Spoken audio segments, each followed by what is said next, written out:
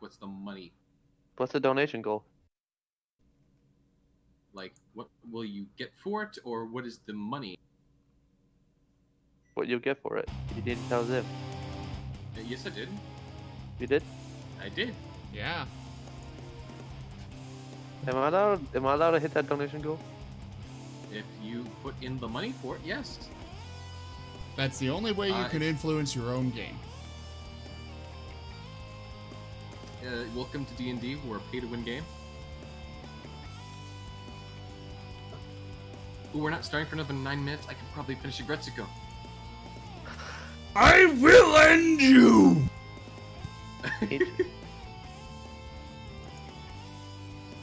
There you go. Donation goes up. Yeet. Where do I even go to donate? I think you just slap it to Oh, donate in D-coins. There you go. stream avatars.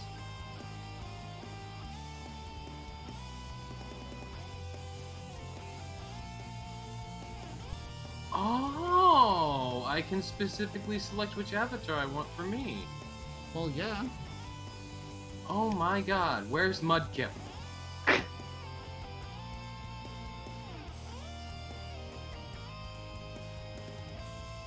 want 2 Mudkips. And then I can come in and drop bombs on you all. Okay. But you're, oh my god. Wait, that should... You're bombing yourself too, you madman! This is a jihad. Whee! I'm sorry, I didn't want Mudkip. I wanted... Crap. What's its name? Magikarp! Right now you're a Dragonite. Yes! No. How many easy coins do I need to do this? Hey, Gold King. Yes. Yeet! That didn't go as far as I wanted. Now yeet too! Oh yes, I am Magikarp now. Beautiful. Now I threw you off the screen. No! Watch is like... Now like halfway through the D&D stream, I'm just gonna be watching the screen, I'm just gonna see a Magikarp left. No, there he is!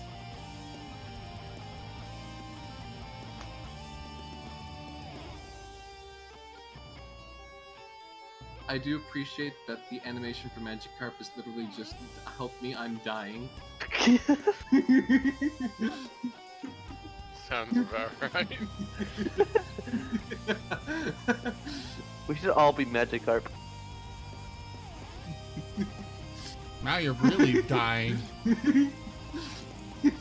Fucking stabbed me to the wall.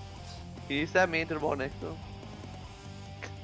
We're just going to slowly pin up the Pokemon like their connection of insectoids. There's 2 Magikarps now. The Blue Queen of Dragons, otherwise known as Magikarp. Yes. Because it is blue and also a Queen of Dragons. Or am I the Queen of the Blue Dragons? If you're the Queen of the Blue Dragons, then it would be worded as such. But you are the Blue Queen of the Dragons. Yes, I am blue.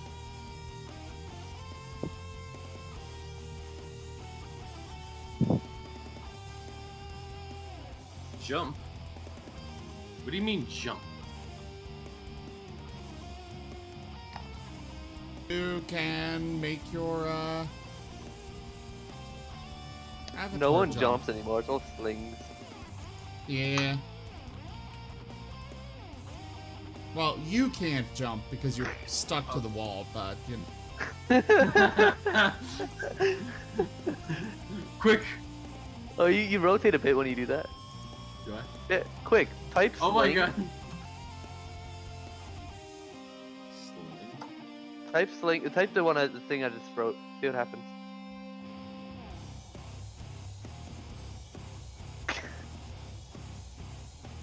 Oh, I see. You pick a degree and an amount of power.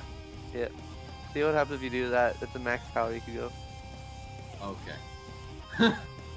Thank you for telling me now. Nope. Damn it. Copy, paste. Copy, paste! Control C, Control Z. It does nothing. If you do this Magikarp, it seems like drag your name across the screen for a bit. I see that now.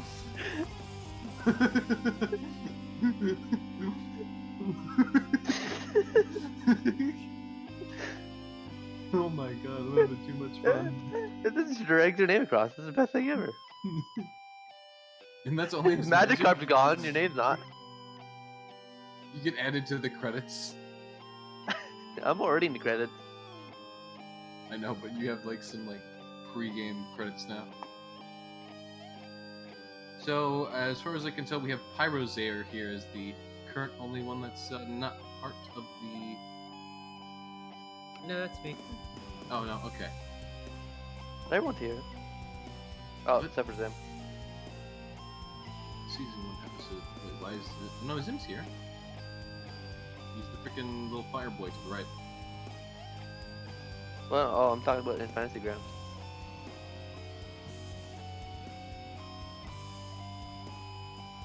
Where do you go?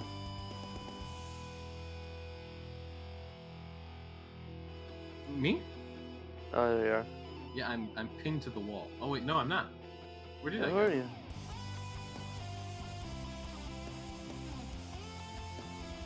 There's 3 Magikarps now, but there's only 2 on the screen. Yeah, none of them have my name. Oh. I think I just saw myself get launched. Oh, chill. No, Chili's still on the ground. Oh, it's there. Okay. I got launched because I launched myself earlier. Straight up. I think the max you can go is 300. I don't know. I did 1,000 and it seemed to work.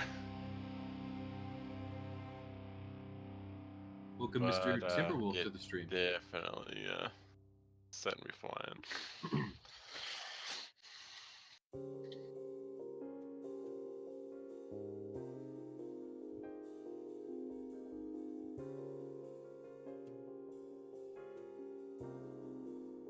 This is the 2-minute warning. Repeat the 2-minute warning.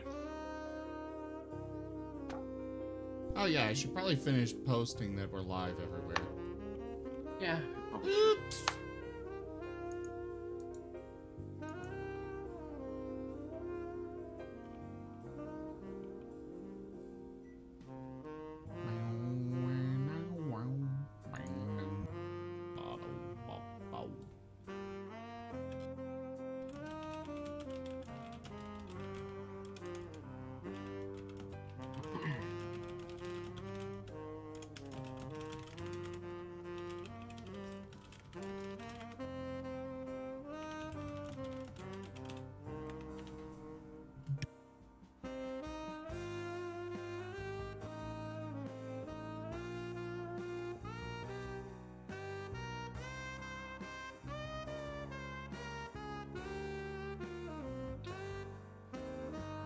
Well, I'm gone off the map.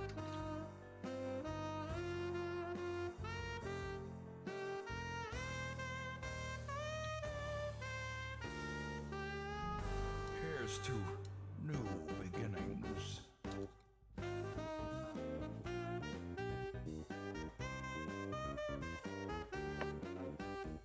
It is Sariel. Hello and welcome to the stream. Yes, thank you so very much for that follow. Indeed. Copycat. Yes, indeed.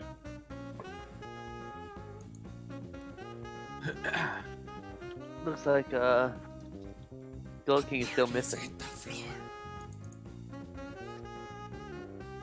Oh no. Where did you pin Gold King to? Though I was under the ZGF emblem being, used as It wears off basically a head on a eventually. pike. Yeah, where is he right now? Yeah, I'm not actually I'm not in the line. I'm just dead. Zim just straight up murdered me out of spite, and I feel attacked personally as a person. Do No, a you don't. jump. Almost. A jump. Okay. Jump.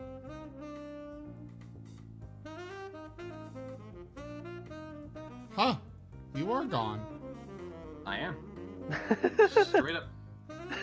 Where did you send him? Alright, wow, I'm this 10 thing minutes is up, delayed. So. I'm gonna reset that. You destroyed Gold King. Alright. No such thing. It's a new Safanara. Here we are. Hello, everyone, and welcome. I am Roz. This is the Tales of Last week, Respawn threw lightning at Zale, and it was fun. That was really the only thing of note. No. Okay, fine. It's Tales of Miraleth, and I guess I'll turn it over to the DM. The Foxbar just casually lifts his hand up, raises one finger, and says, no. Yes, but welcome everyone back to Tales of Miraleth, Season 1, Episode 3. To start off, as we always do, for those of you who are first joining us, or for those of you who have joined us before, you will be our focus of interest for the very beginning, as you are returning to a tavern that you have either not been to before or are going to for the first time in your very life.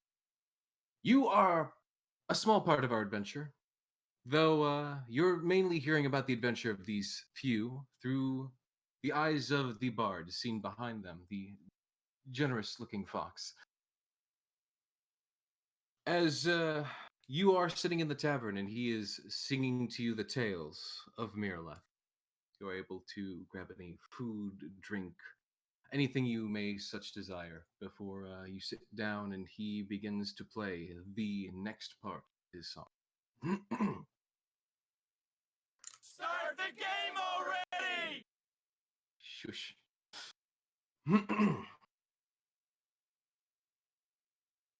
Come to me, young traveler, come sit for a while. I'll tell you a story of the lunar isle. The story of valor, of life and of death.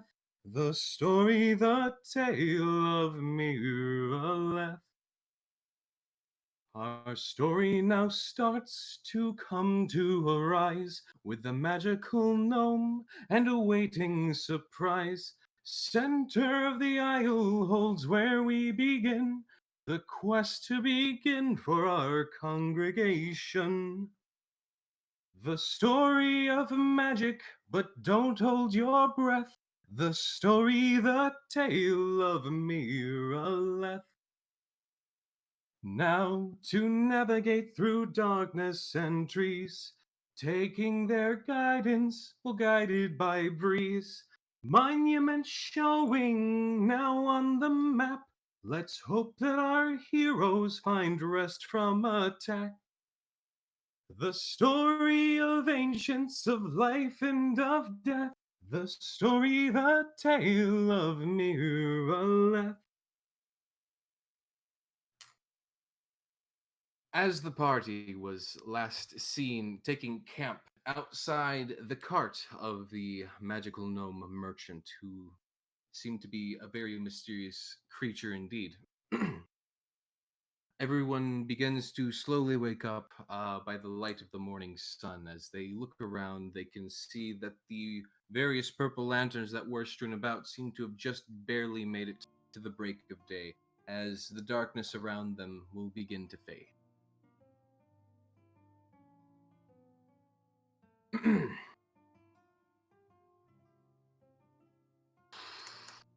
I didn't take something out of the beginning. But, as for the magical gnome in his cart, when the party awakens to check up on him, they find, instead of finding a magical cart, as they had been camping around when they went to sleep, they now find themselves looking at nothing more than an empty wagon that stood where the cart once did, and no sign of the gnome or the shop of magics that he had once had at all. Simply gone without a trace. Now, our party is simply rising up in the morning day with a map and an inkling of a quest as to where to go. They must now start to make their way to wherever it is they're going to make their way to.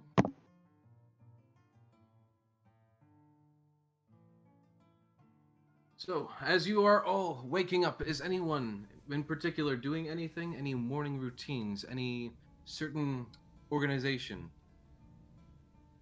Yeah, part of Zale's wake up routine is to get in some glaive practice so you can see him kind of like shadow swinging at things. All right. So as the rest of the party is waking up, you all see Zale in very disciplined and pristine form, basically thrusting and slashing his glaive at the air in a way that seems very much rehearsed and practiced. Graham's gonna check on the guard that was possessed the previous night to see if he's still wackadoo crazy. The guard who was just waking up seems to be smiling. He once he was on the night beforehand when he was first, trying to get down and sleep and whatnot. It seemed as though he had trouble sleeping, but he was eventually able to be coaxed into sleep either by his own tiredness or by the comfort of his friends and companions. He seems to be doing a lot better today, though there is a certain shallowness in his eyes that shows that although he's saying he's all right, there might still be a bit of thought there, simply from the question alone.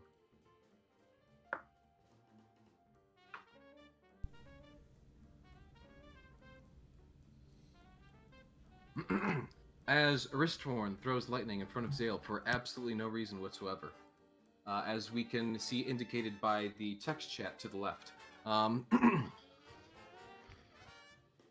Zale freaks out, turns around, and hurls his glaive at Respawn. Lethally or non-lethally? Non-lethally, like at his feet, just to scare him back.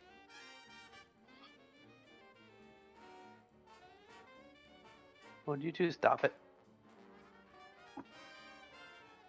I didn't call for a roll for that, but okay.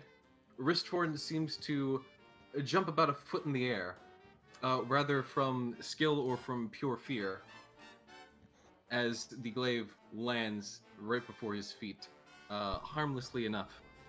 With that roll, it's with absolute grace. It's definitely on purpose. I mean, it could be pure muscle reflex. It's just really good muscle reflex. Either way, though, it's a very nice... You simply dodge gracefully a bullet that was never coming for you. Anywho, as those three are off doing their shenanigans, Chili City... I'm sorry, Crag... Sorry, what? Risfern's gonna pull up the spear and bring it back to Zale. I believe it's a glaive, good sir. But as you do lift up the glaive and return it to Zale... As soon as Zale gonna shoot into it. I'm sorry, your voice cut out there a little bit. Could you say again? Nothing. Alright, Zale, Ristforn is now offering you back your glaive, probably with a giant smirk on his face. I grab it back, but I like yank it out of his hand angrily. Alright. That little back and forth has happened. Mr. Crag, Sidier, and Zyre, what are you three doing now here in the morning? Cindy would be looking over her map. Craig is going to be doing some basic food searching. Sidier, you already have the image of the map, I assume. Otherwise, I can share it again with the party if needed. I have it. Okay. Craig, can you say again what you were doing? Craig is looking for food for him and Kai and the rest of the party if he can find. Okay. Kai is still sleeping, but go ahead and let me just double check what character was again. Okay, you were not the Outlander, so go ahead and give me a survival check.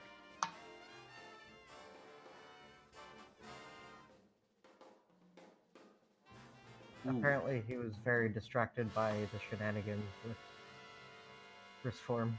Quite a bit, though you do find enough berries for yourself. Not for anyone else, just for yourself. Or for one person if you choose to give them away. It is definitely not enough to even beat Kai, though. Okay. Zaire, what are you up to? Right now, Zaire is just trying to use his wings to shield his eyes as they adjust to the sunlight. You're still, are you still trying to sleep, or are you trying to wake up? Just trying to wake up, but Okay. I do have very sensitive eyes. And and indeed, bright being lights. a more nocturnal being than the rest of the party, you do find mornings abysmal. But it is what it is, and you are here now. If you want to, of course, stay safe, you do realize you must do Tales of our endeavors proliferate. simply sleep.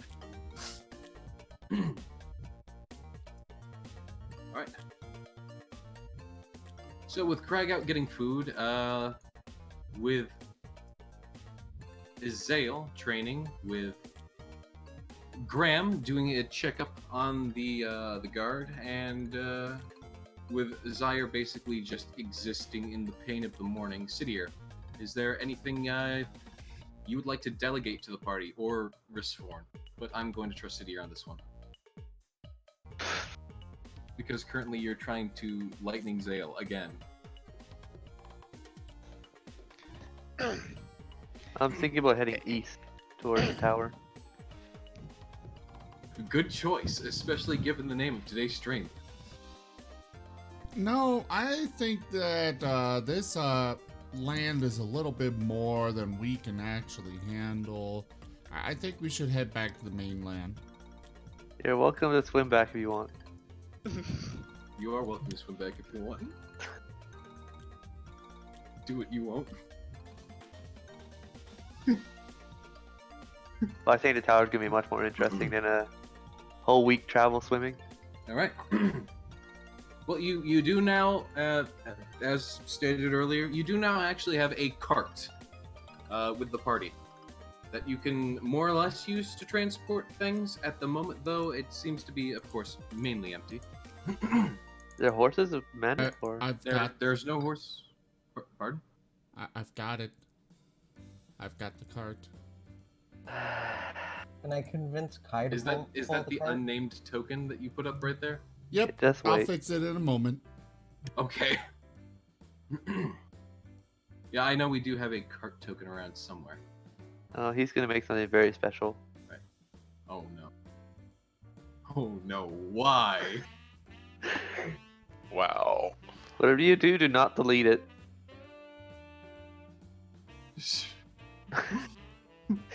Zim does some interesting things with it, and it's now a party inventory, so don't delete it. Craig offers the berries to the guard that was possessed last night and attempts to convince Kai to help out. Attempts to convince Kai to do what? I'm gonna give the berries to the guard that was possessed and then Right. try to get Kai to help with. Help with what? The The cart. cart? The cart, okay. Well, that's gonna take some animal handling, unfortunately. Do we owe you one ration for the morning? Pretty much.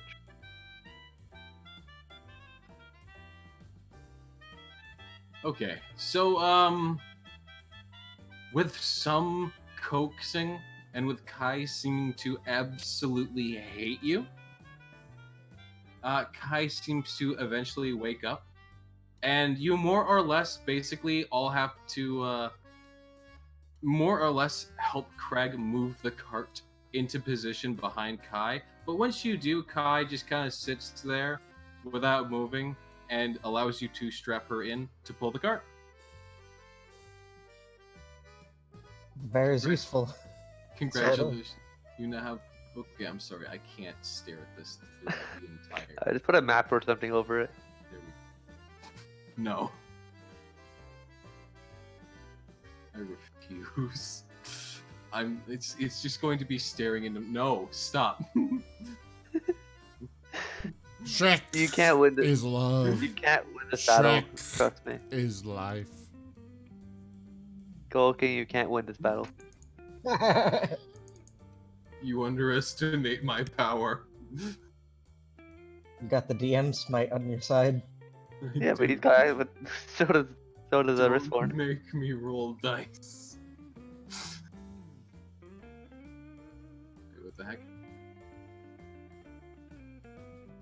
Hold on a second. Oh, I'm looking in the wrong spot, that's what. Here we go. There we go. Okay. Anywho. So as you hook Kai up to the cart. I told you, it's never. I can shut this down before it even begins, okay? As you hook Kai up to the cart, and everyone seems to be ready to go. The guard captain, as well as Mr. Zim, please. What are those other tokens Zims have? Rule? I'm gonna go ahead and put the game on hold for a moment. If that's the case, can I go make a sandwich? I don't know. It depends on how long this takes. It looks like we're done. So to continue. Both the guards, Captain Ulrich and Marcus Drenner, all hop into the cart. With the rest of the party. Sidier, as you have previously, I believe, rolled a natural 20 onto your location. You know the exact direction to go. You know exactly which way to take to find the river that will eventually lead down to the location of the tower. So it's mainly just a question of getting everyone together and heading off on foot. Wristborn, get in the cart. Don't teach my hamster to suck eggs. No. Anywho. So is there anything else anyone wants to do before the cart departs from this area of basically just forest? Forest and road, I should say. Because this was a small road that seems to stretch north and south.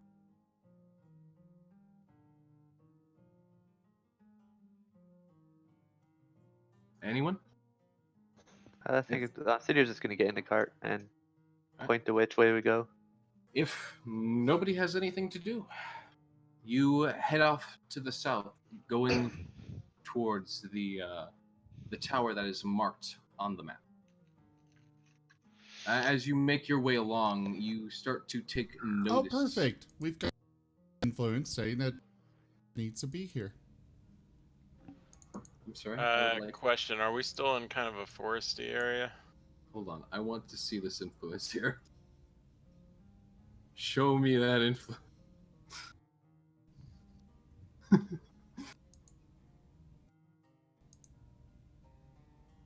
Who paid money? Show me, please. I need to know. I need to know who I'm banning from the channel. You don't have Does it have that to be something power. that's Shrek? I know, I don't. It was a joke. I think Zim and I are the only ones with that power in here. Okay, so, in that case, Sidier, as your DM, I command you. No. All right. All right, then I'll let it sit for now. Is there a way it can make it hidden for me at least?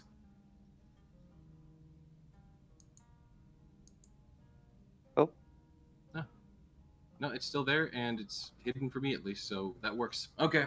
We lost his form. Hey, Gold King, just to re-verify, the spirits they didn't have any kind of magic to them, correct? They were technically not magical, no. Okay. Your detect a magic spell would not have detected anything on these, beings of darkness that once were. Yeah, I just wanted to make sure so that way I could know if I could know for sure that I can't use it to see if that one guy was still possessed by the dark spirits.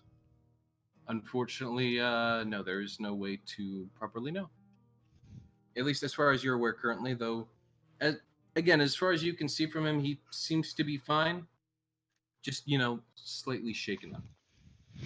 As one would be after, experiencing their body being taken over and trying to kill their friends, though immediately being shut down, but at the same time, still having something absolutely controlling your body without your consent. Anywho. So as you all gather into the cart and start making your way down south, through the daytime, and as you get actually deeper into the forest, it starts to become more and more sort of clear that these forests and this area have been trampled over numerous times as you find whole trees felled, but not in the fashion as one would be to lumberjack them down, but rather as though they've simply been knocked over by great forces. And as a result, it seems as though a great mass of the forest, at least in many places, it is starting to slowly die as the vegetation is more or less being trampled into a footpath for these massive numbers of dark beings that continuously march through, as far as you can tell, every night. So, just so you know, the person who did the influence, Wuziel's, in the stream says his influence was to give them disadvantage for the next 7 rolls for the Shrek. Well, unfortunately, jeez. Gold King has broken the stream, so Wait, hold on, what? How did I break the stream? you Yeah, kicked me from Fantasy Grounds. How did, what? I didn't Yeah, kick if you you from... delete on player token, you kick them out. I didn't delete his You player kicked token. It's me still... from the server, and I- now I can't get it to work with the stream again. So I thank you very much literally- for that. No, I literally did nothing I to you. don't know.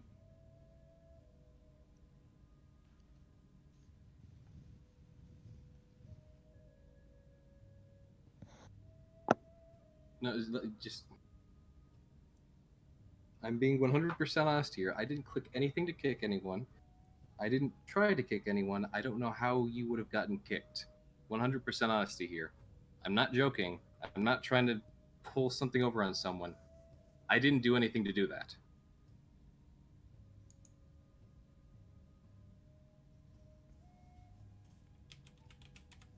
Did it give you some sort of Just notification? continue. Okay. I am working to fix it. All right, understood.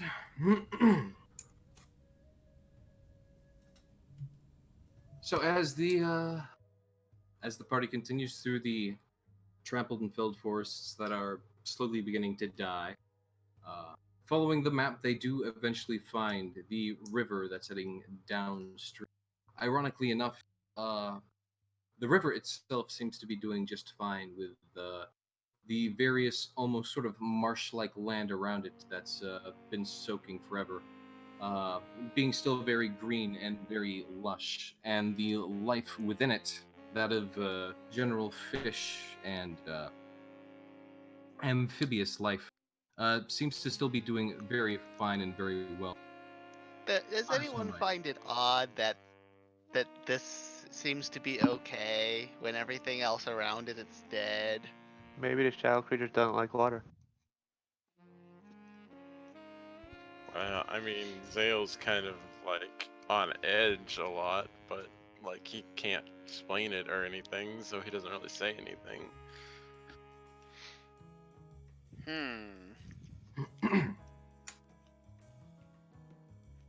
As you do reach the river, however, you do start to notice over the tops of the trees, those that are still standing, or even provide any sort of barrier to line of sight. You do start to see a massive tower in the distance, seeming to be compiled of mainly stone brick, but that of which is cleanly cut and very delicately crafted. The brick itself looks to be of a very white stone, and if one would describe the tower itself, it would look as though perhaps a rook from the game of chess.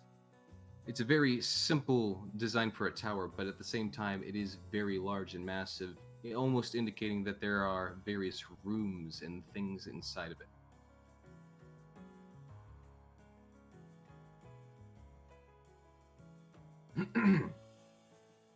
As the party continues down the river through the cart, pulled very begrudgingly by Kai the bear, who occasionally starts pulling the other direction, but with Craig's animal handling skills, I'm certain he is able to, at the very least, keep her going in a straight line, more or less.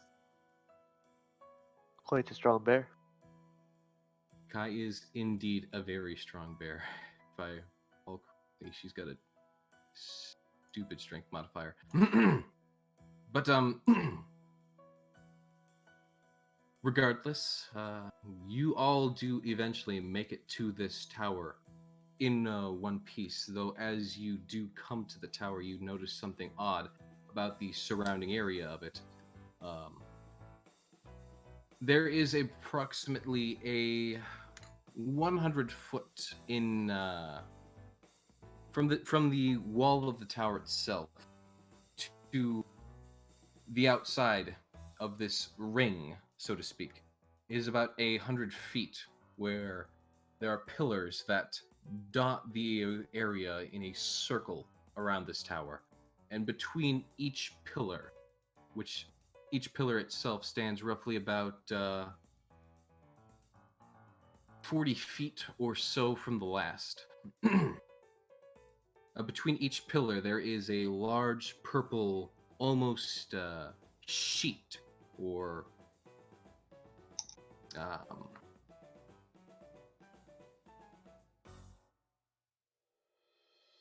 barrier, flat barrier of a sort of magical purple rune would probably be the best way to describe it, as it seems to be almost just a wall that one can see through. It is translucent, but it seems to be clearly magical, as there are runic markings all around it, and it just glows that same eerie purple that you have seen so many times before. As you arrive to the barrier, what is the party doing?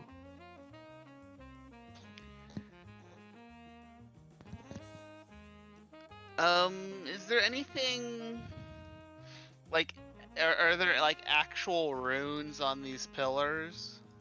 The runes aren't on the pillars themselves, but rather on the barriers connecting the pillars. These purple, I would like to use detect magic to see if I can spot the source of this barrier. All right. And as you do go ahead and use that spell, you notice that there seems to be a sort of magical connection that feeds back into the tower itself. Can Crag walk up and touch the barrier? One other question: would I be able to would I be able to tell if this barrier would provide the same effects as the candles? There is absolutely no way to know. This is a certain type of magic that you have absolutely not seen before. Crag curiously walks up and touches the barrier. Can I roll Arcana? to determine to kind of Narrow it down. like Craig, As Crag goes towards the barrier, well, like I Zale. said, I used it because I Oh my would have seen the if Okay. the candles emit like a magic, I would have seen that too. right, yes. So I would just be comparing like the energies because I'd also be able to know like the school and stuff like that. Fair enough. Though I will be honest here, I'm not entirely sure what the school would necessarily Oh be. Jesus! Yeah, no, you have no clue. This stuff is far beyond you. Zale sees Crag going toward the barrier and like sticks out a hand and stops him for a second, and he kind of like pokes at the barrier with his glaive first. As you poke at the barrier with the glaive, the wall seems to almost softly ripple as the point of it pokes through to the other side.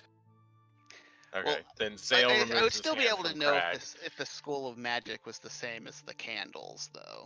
The candles weren't magical. You say they were made from magical components. Yes, sort Better- of. It's hard okay. to describe without like exactly telling you what they are. All right. I'll accept that. All right. There seems this barrier seems to be kind of emanating from within the tower. Shall we explore the tower then?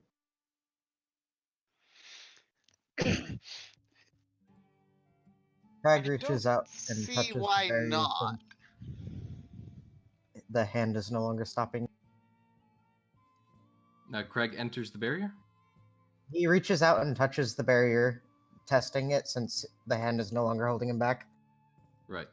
Your hand, likewise, just as the glaive before it, moves through the barrier, softly rippling through it as it seems to get to the other side almost perfectly fine. Graham will just walk through the barrier, Same with Sidier. happily Crag whistling follows. nonchalantly. Isaiah will also go through the barrier. All right. Are you bringing? Are you going to go ahead and bring Kai and the cart along, or are you just going to continue on? Because there's definitely enough room for Kai and the cart to fit between these pillars. I gesture for Kai to come over. Do I need to roll an animaling for that too? Unfortunately, yes. Kai has been very grumpy since you woke her up, but she seems to once again begrudgingly follow along, pulling the cart through the barrier as the guards Marcus Brenner and Miss Captain Ulrich seem to glance around with gentle discomfort, but altogether just seem to go with it. The 100 feet from here to the tower itself seems to be completely untrampled. There are a few trees here and there. There are even some little stone paths. It seems like almost like a small cultivated part of civilization has been placed here for some reason. Huh, this seems like a safe haven if we ever travel again. Is that A few moments after everyone has entered the barrier, they would hear a voice emanating from the tower in a manner that is as though it is being broadcasted through some sort of device, as you can also hear the voice emanating from the pillars as well. And you simply hear someone say, "Visitors. I have not had visitors for some time. Hello there. hello? How can I help you?" Well, knowing what this place is would be a great starting point. This here is my tower. What did your tower do?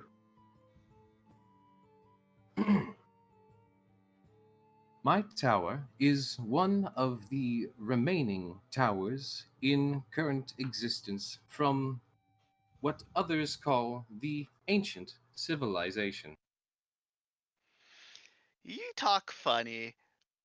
What are you? My What race? name is Harkness.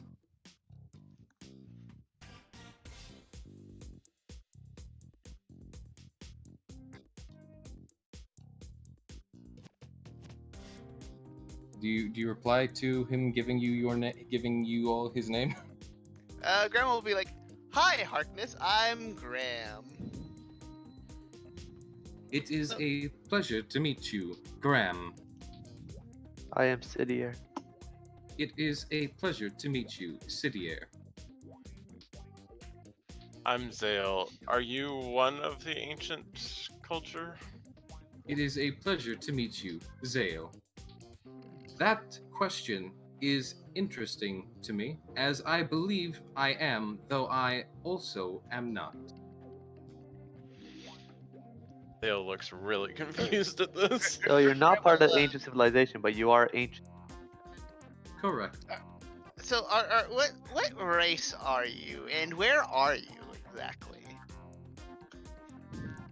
I do not believe I necessarily have a race. Please, Are you in come- our heads? No. Please, come to the tower. Deposit your weapons in the depository available.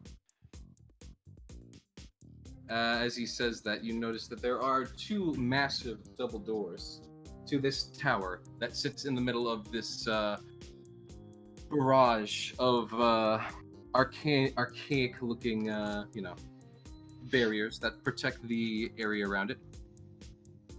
Next to the giant double doors, there is a sort of massive bin that slides open. It seems to be made very large to accommodate a multitude of weapons.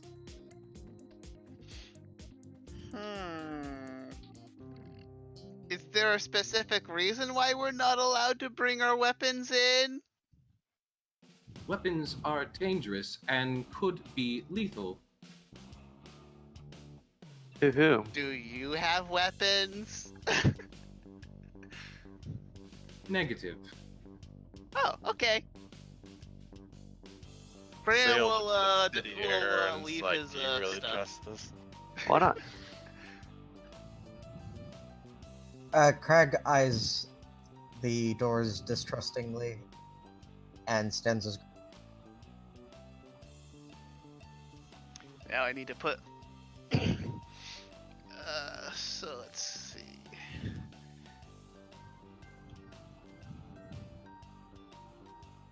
You can keep your weapons in your inventory, just make note that you currently do not have them. Just for simplicity later.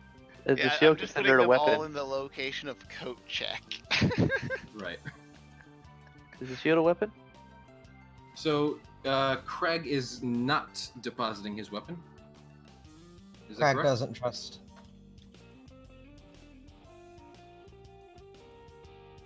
Alright. The guard captain, the captain of the ship, and the two other men also move to deposit their weapons, though the door seems to stay locked for the moment. If anyone tries to open the door, the voice simply replies, "I would ask that you all please deposit your weapons." Claire shrugs and just deposits his weapons. So, how old are you? This is a good question.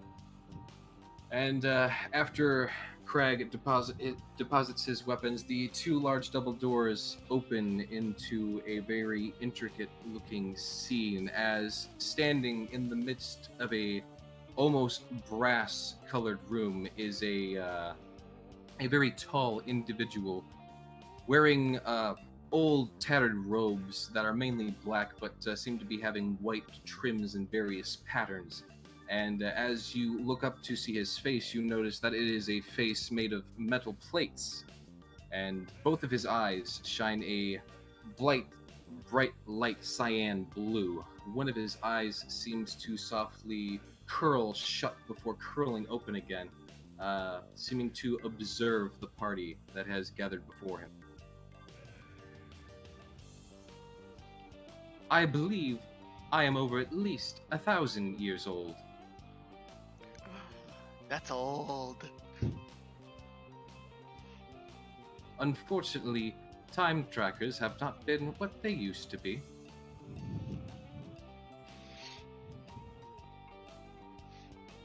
Zale's looking around the room, most notably trying to figure out where windows and escape doors might be. As So you do look around, I should describe the room. As you Whoever's do look breathing around, into their mic, stop. okay.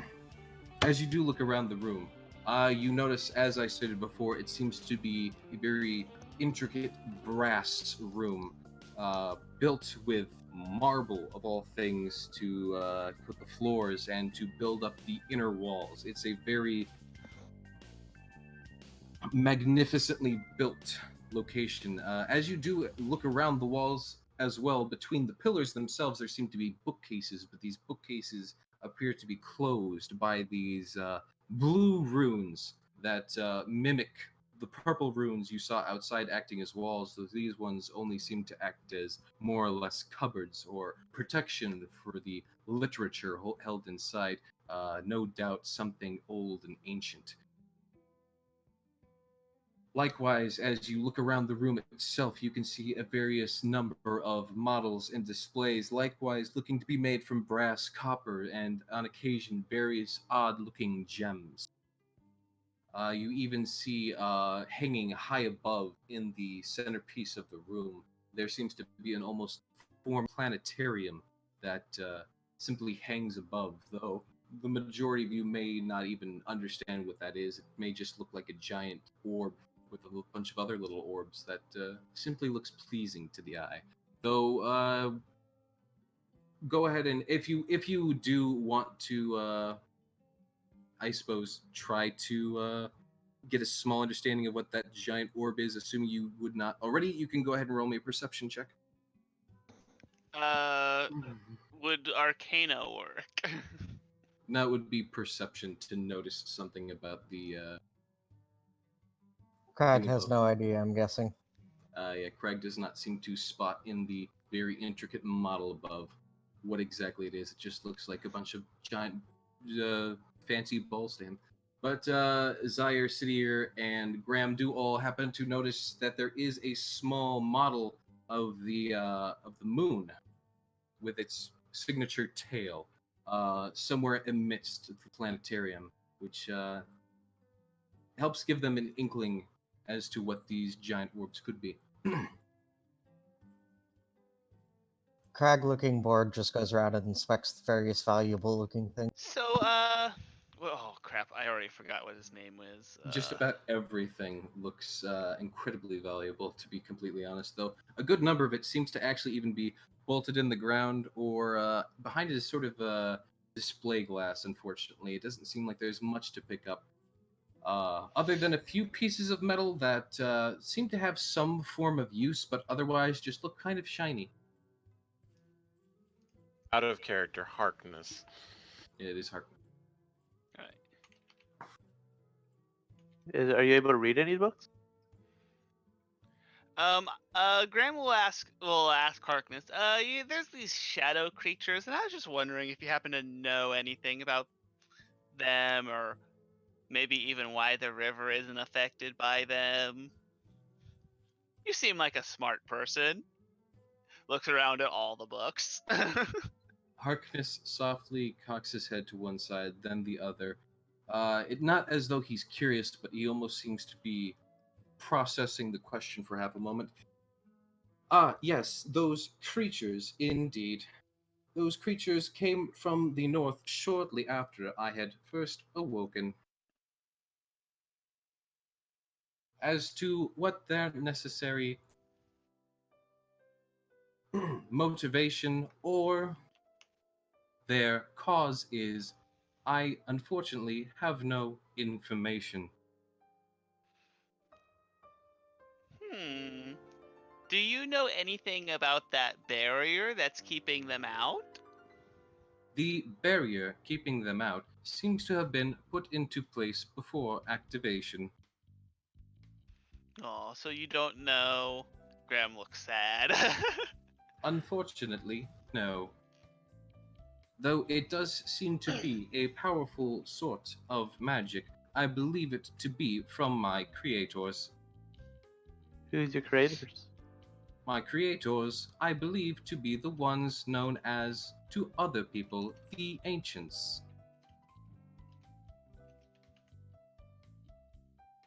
Are we allowed to read these books? No, it is my sole duty to make sure no harm comes to these documents. Do you know what is contained in the documents at least? These documents were set as my prime directive for protection. I would estimate they are very important documents to the governing forces. You mean of the ancients? Indeed, But aren't they gone? his eyes close and open a few times as though blinking. He seems almost confused by the question. No, I am here. No, I mean the people who would form this governing body. That is irrelevant. But if there is no governing body, then why do you need to protect the books from everyone but them? It is my prime directive.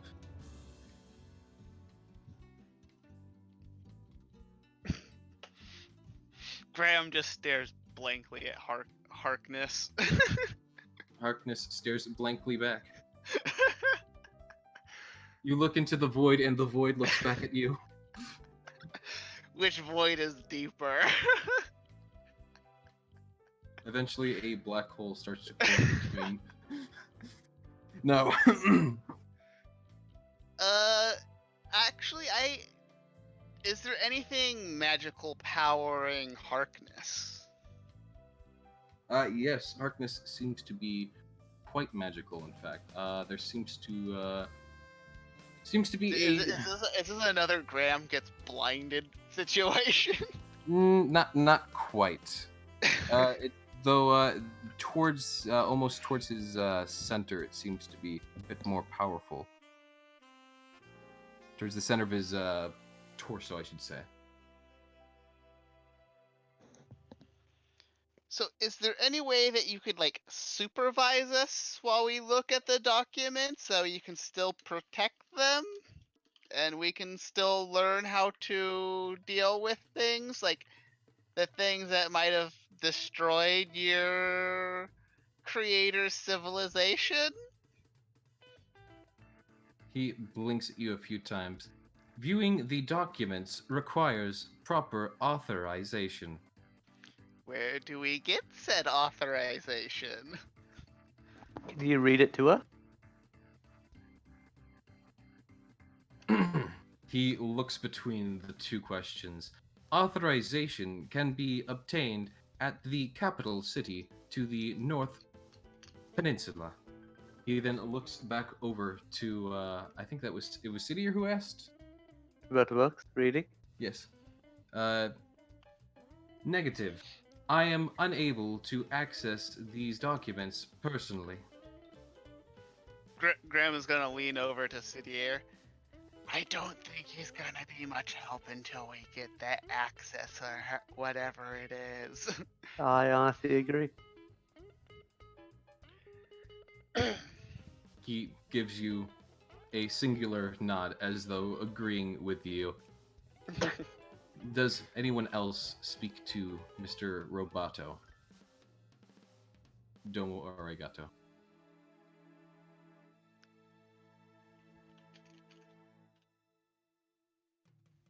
I'm gonna say that's a nope. All right, so as you finish your conversation with the robot, I should think it could be a robot, it could be a golem.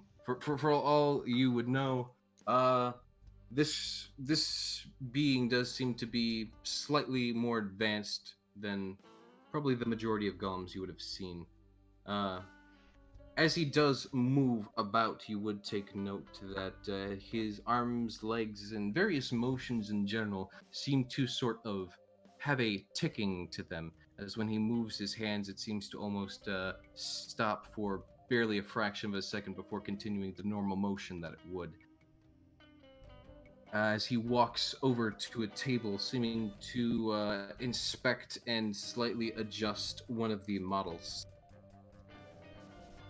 He seems to be completely fine with the rest of you being in here as long as you don't have weapons.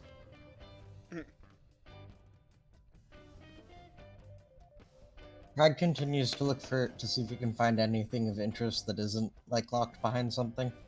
Right. Well, luckily there is, as I forgot to mention, my apologies, there does seem to be more towards the back a spiraling staircase that follows the outer ring of the towers and slowly ascends up into another platform overhead. There is, however, no sort of railing of the sort, so it's simply a about 5-foot protrusion from the wall that one can simply walk up.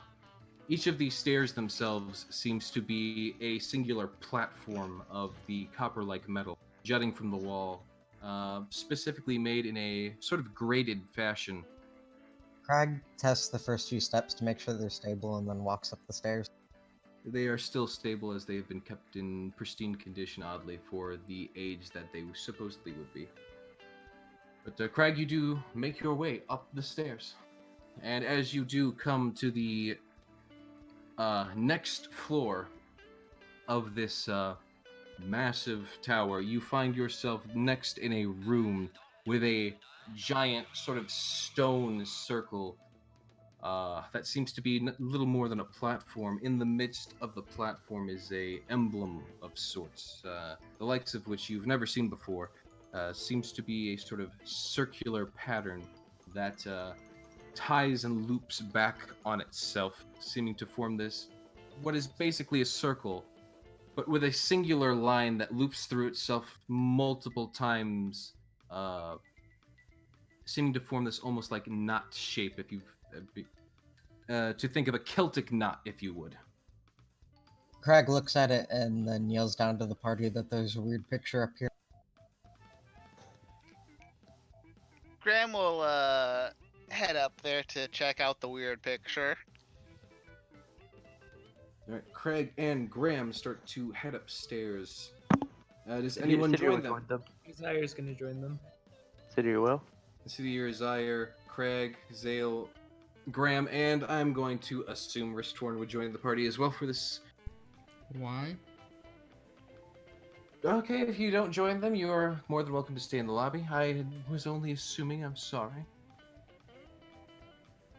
It is up to you. I suppose I will.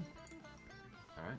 As you join the party upstairs, as they are all gathered around this large stone circle, Harkness, the metal man, follows up these stairs, his feet, of course, clanking on the metal bits behind the rest of the party, as he steps up and seems to simply be keeping an eye on everyone for the moment. The stone circle that lays in the middle of the room simply sits there, being, like he said, a sort of strange image, though it is on a stone circle that's slightly raised up as though it's a platform, little more than, say, 6 inches from the rest of the ground. This room, notably itself, seems to be having blue torches, similar to Harkness's eyes, lining the outside of it. And the roof on this room seems to be much shorter, as there is, towards the back, parallel to where you had entered, another set of the metallic steps leading up into yet another room.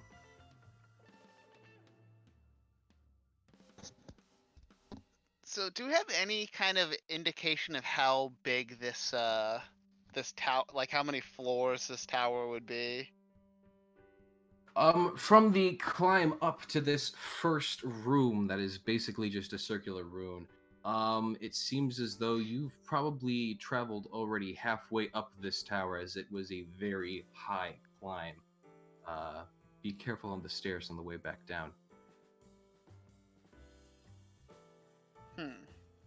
Though this room itself seems to only be about 10 feet tall or so, whereas, of course, the previous room was more likely 5 times that. Graham will look at Harkness. Hey, what is this? Harkness looks to Graham, finding his inquiries to be curious, as there seems to be many of them. He looks then back to the circle and says, "This is a teleportation stone." Can we use it? He looked over to,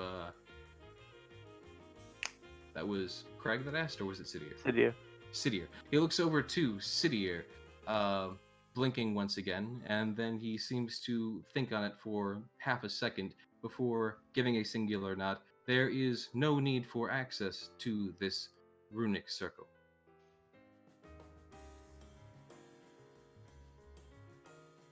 That's a weird way to say that.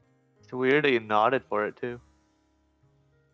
I mean, you had asked the question, and it is a appropriate form of confirmation, at least to most individuals. Where did the teleport to?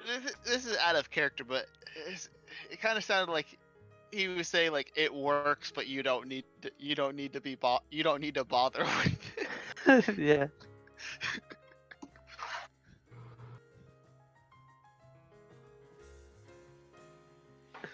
So does this take us to other towers?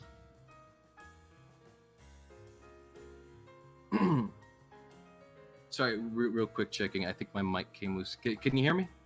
Yep. Okay, as long as my mic's working. This teleportation circle can connect to other circles that are currently active. So there's more than one tower.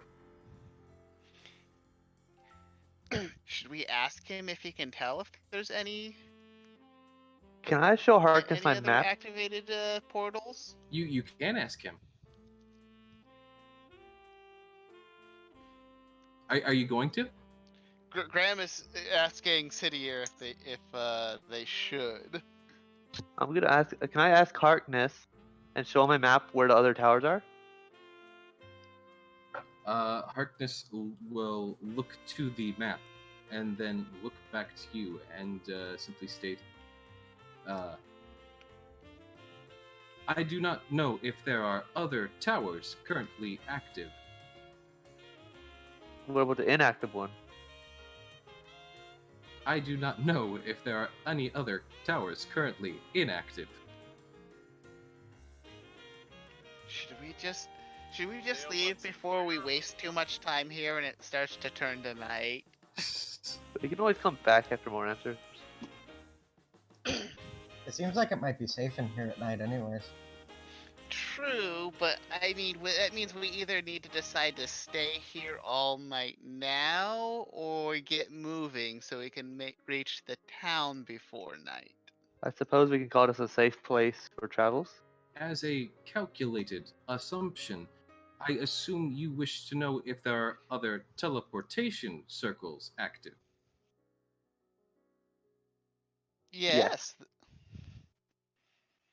I have indication that there is still one active far south.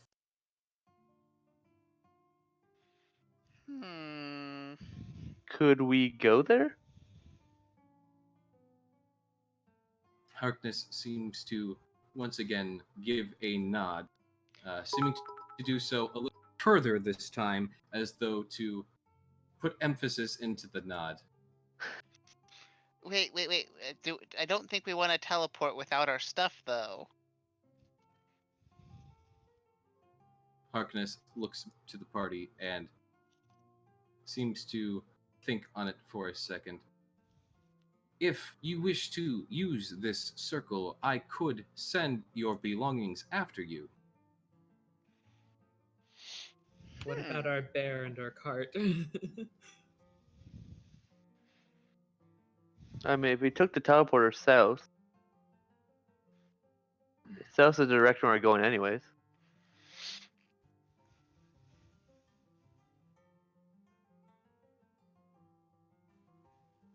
As long as we can take the bear, I think it's a good idea. I mean, the platform's pretty large. Harkness seems to almost hum at this. You wish to take the beast with you. Is that acceptable? Kai is a friend of the party, Craig says. This is an odd request. However, the automaton seems to march back down the stairs in his somewhat janky fashion as he goes outside to look over Kai and almost seems to try and calculate how to get Kai up there. You then see, after several minutes,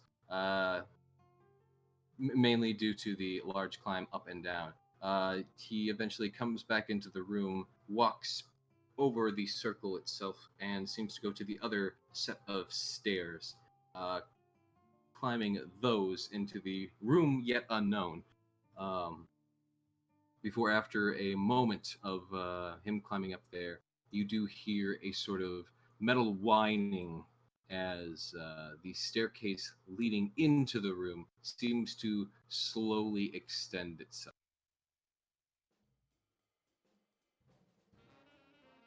Consider you go upstairs? If nothing is stopping him, or her, I should say.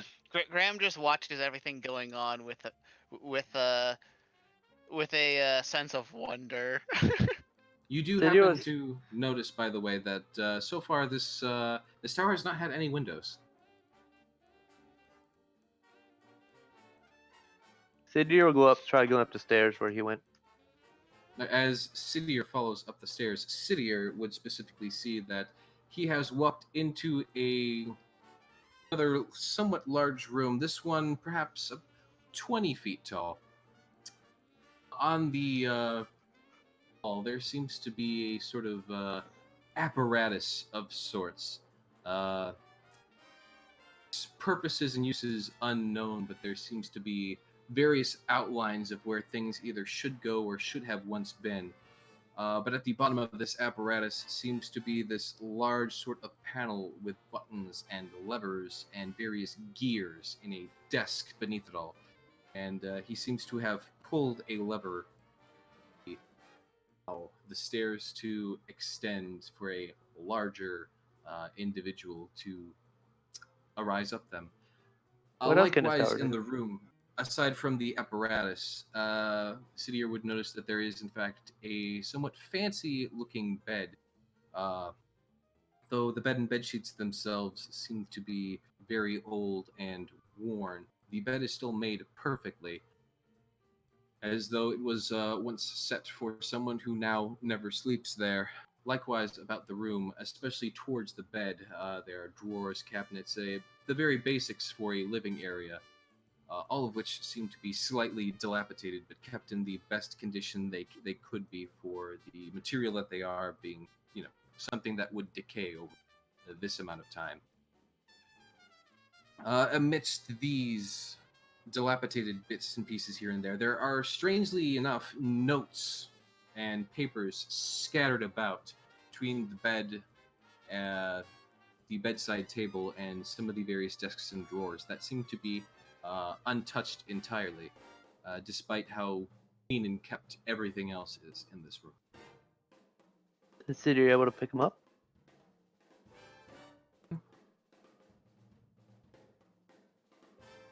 Question? Sidier is wondering if she gets death glares from the robot when she tries to pick up the notes. Pretty much. Oh, you're picking up one of the notes? Yes. Or attempting to, slowly. As you move to pick up one of the notes, the robot does seem to move over towards you. Though you do have a few moments to look it over before he would take it out of your hand. You notice it is a very, it seems to be a very sort of runic form of writing, but it is written in a format that you can tell this was some sort of letter or note. This is likely the sort of dialect or alphabet, or at least some sort of a relic of such of these ancient individuals. Oh. You just takes it from me? Yeah, a moment later, he'll actually move to the wrist, unless you would make any motion to.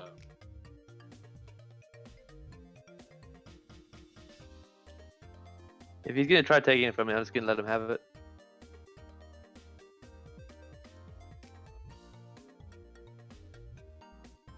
Say again, Sidir? If he's gonna try taking it, I'm just gonna let him have it. And,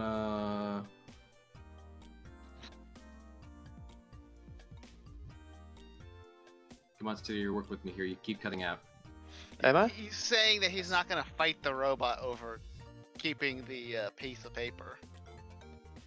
Well, assuming you make no form of resistance, the robot would softly, with strange delicacy in the hands especially, as it does actually grasp you notice that its hands are a lot more intricate than the other motions of its body, where the hands themselves seem to be very smooth in motion, as opposed to the various ticking motions of the rest of his body.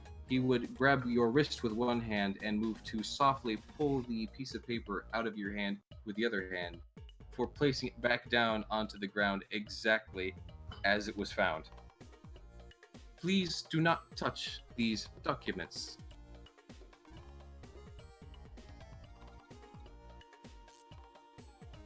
Can I still read them?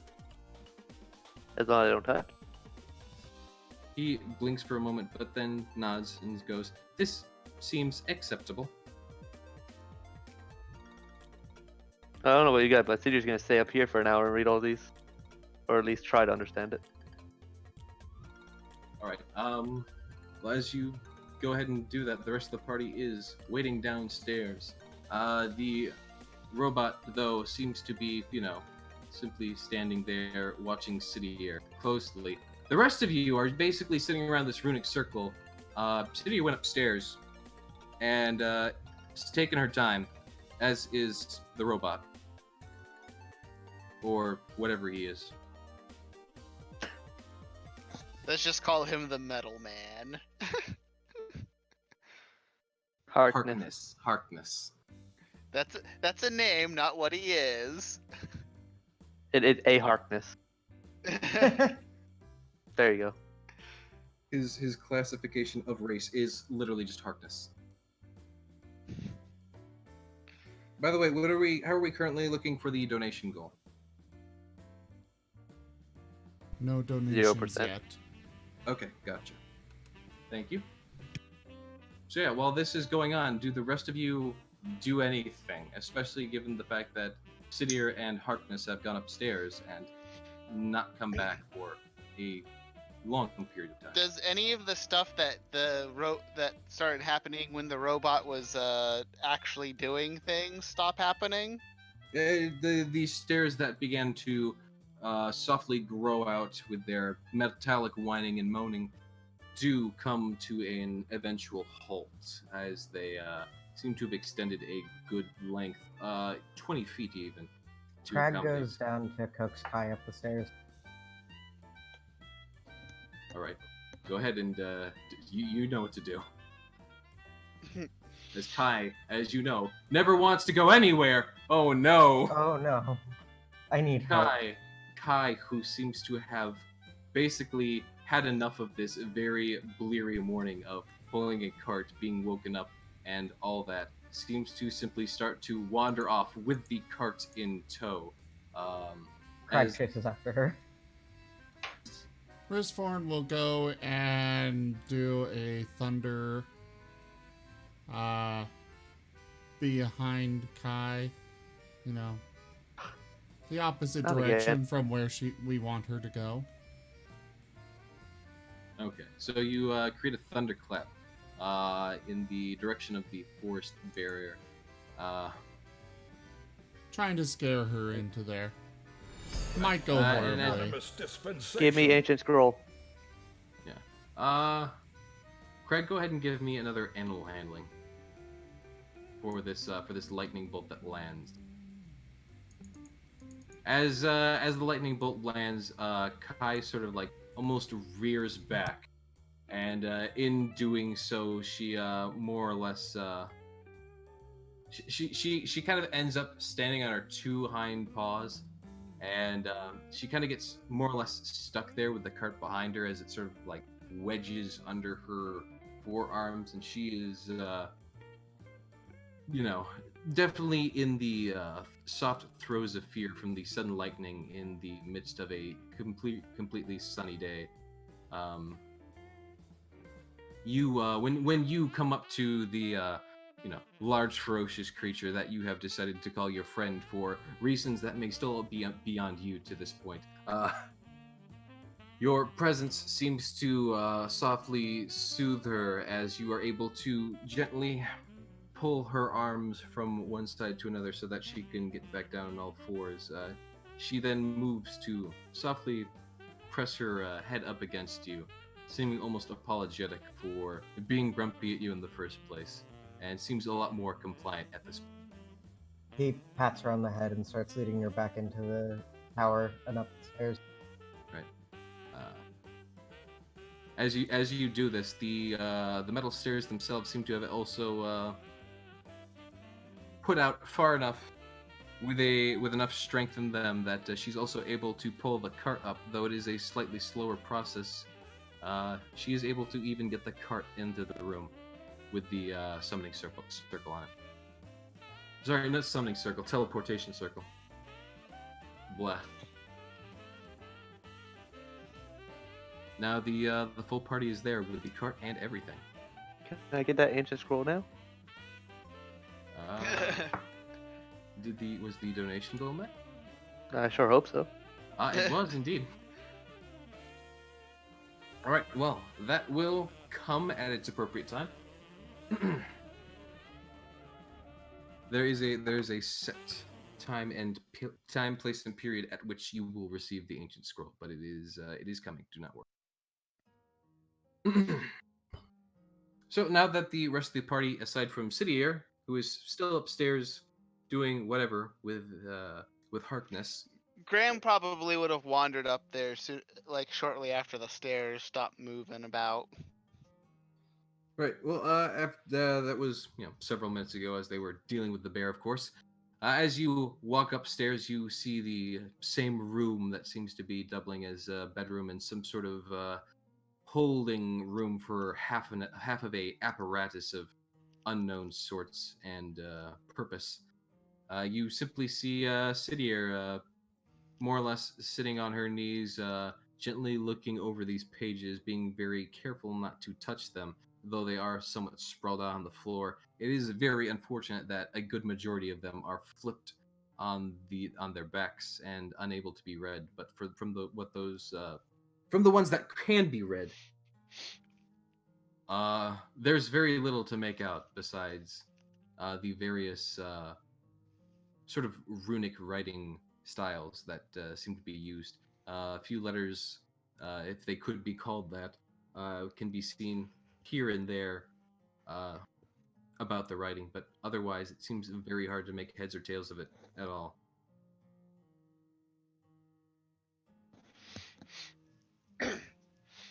Hey, Harkness, if we want to come back here and there isn't a Harkness at the other teleportation circle, do we need to know how to work any of that crazy stuff over there? Graham points to all the levers and buttons and junk. Harkness looks back to the apparatus and then looks back to Graham, and he softly shakes his head. The teleportation circle works on a spell. The Great. apparatus behind me is for the tower itself. What can a tower do? This tower is able to do a multitude of things for its personal protection. What's its main purpose? Its main purpose is the protection of documents. It's a fancy library. Correct.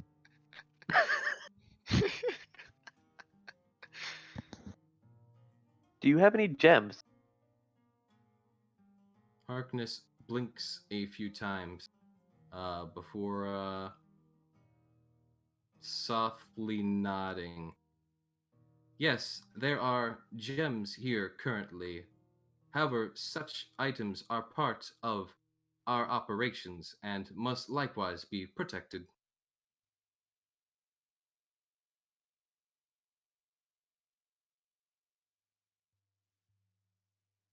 I'm gonna go back to reading. You go back to reading, or for you, it is more likely looking at pretty pictures that seem to resemble writing. I'm gonna work on translating it. Well, you can go ahead and try to give me a roll for it, if you would like to try and do that. You know what might be really easy if you have Harkness basically give you their alphabet essentially, so you can Harkness, can you give me decipher an alphabet? Harkness blinks a few times. An alphabet? it. Can you Graham will be translate? Graham will write down some. Well, be like, do you have something I can write with or write on? I got inkwells, I think.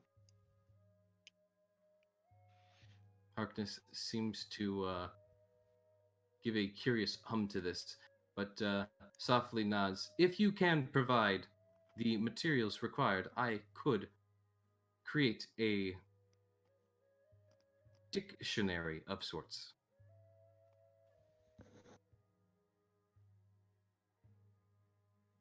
Can I give him 2 pieces of paper and inkwells? He looks to the 2 pieces of paper and looks back to Sidier. This will not have sufficient room. Can we have a few words translated then? He softly nods. Which words would you desire to be translated?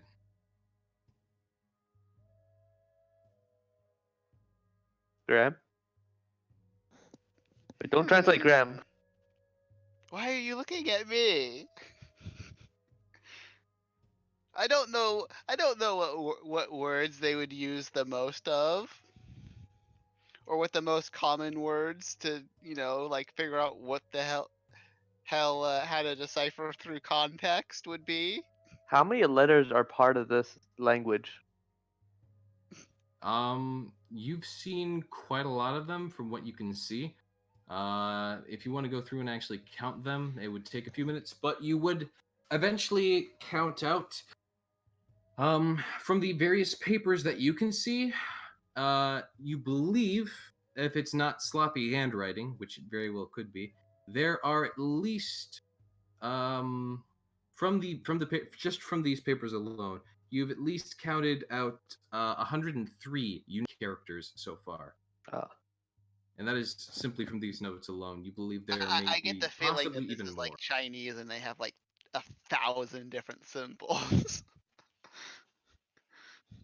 Given the multitude of these symbols, it is either you do believe it is something either similar to that or something amidst the lines of every sound would have its own lettering.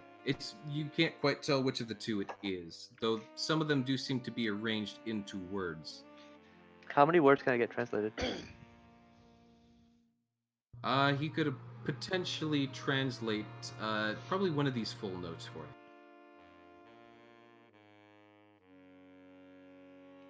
Can I get the one that I wrote, the first one, the letter, and get him to translate that onto a piece of paper? Certainly. And get him to write the original on the other piece of paper? So wait, you want him to copy down the original note onto another piece of paper so that you have that note. Yes. And then you want him to translate that letter onto the other piece of paper. Yes. Okay. Yes, that is something that he seems fine with doing, all things considered. Do you go ahead and let him do that? Do you give him the materials for him to do that? Yes. Right. As you give him the pen and paper. He seems to look at the paper for a moment and then walks over to the desk with its levers and buttons, and he takes the quill in hand and very methodically starts copying down verbatim the letter that was seen before it, almost as though he himself was a sort of magic that was more mechanical than magic. And a moment later, you have a perfect copy of the letter that was on the ground. All right. And a translated version? He then moves to He then moves to pick up the pen again, and then looks back to Sidir. Which language do you require translation for? Considering Cydia probably knows Draconic more, can I get it in Draconic? He nods once and begins writing out in Draconic the I don't know why there's music there. he copies out the letter in Draconic as you had requested before handing it back to you. Amazing. I'm going to go ahead and give some quick roll here to see what you get. Ah, okay. Oh no. What happened? Well, I was rolling to see what kind of letter you'd be getting. As you look over the note, you begin reading it, and you see it seems to be some sort of list. So this is not bad. It has lots of words I can translate to myself later. Yeah, no, wait, so hold on, can you not just straight up read Draconic? Oh, I can read Draconic. I'm Okay. saying like now I got a version of their language and my language. I can start comparing and make my own translations. Right, well, so you do notice the format seems to be very different, at least. As stated, this seems to be a list, whereas when you first looked at it, it looks to be almost like a long written letter, almost. It's hard to tell where the various subtleties of writing come in, but as you look it over, you see it says 5 cabbages, 3 bundles of kale, 1 It's a dozen shopping eggs, list. Oh, we got eggs. I'm happy. 2 buckets of milk, a large loaf of bread, 5 tomatoes, etc., etc. It's a shopping list. Can I get him to rewrite another letter using the backside of the pages? He nods once and seems to be agreeable to this. Why don't you just ask him to tell you what are in the notes? It's probably a better idea.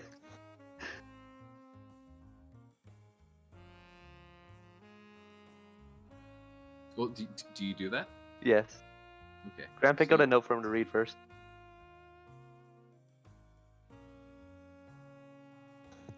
You know, he probably has everything on those things memorized, and you could just ask for, Ask for what, though? I don't know, what the most, what the notes are for first of all. Which of these notes are the most important? define importance. The most urgent?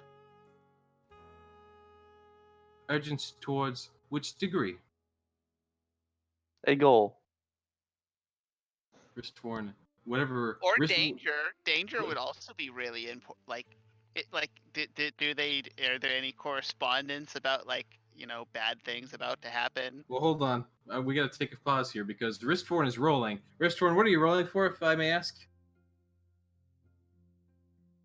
Because Very not rolling very good. you are failing up a storm. The 18's not bad. Hey, 18's not bad. Okay, now we're going back down. There we go. No, seriously, Ristforn, what are you rolling for? You've got a whole bunch of rolls here. You can do like an Arcana check on every single book. Sure. Sure. Sure. Okay.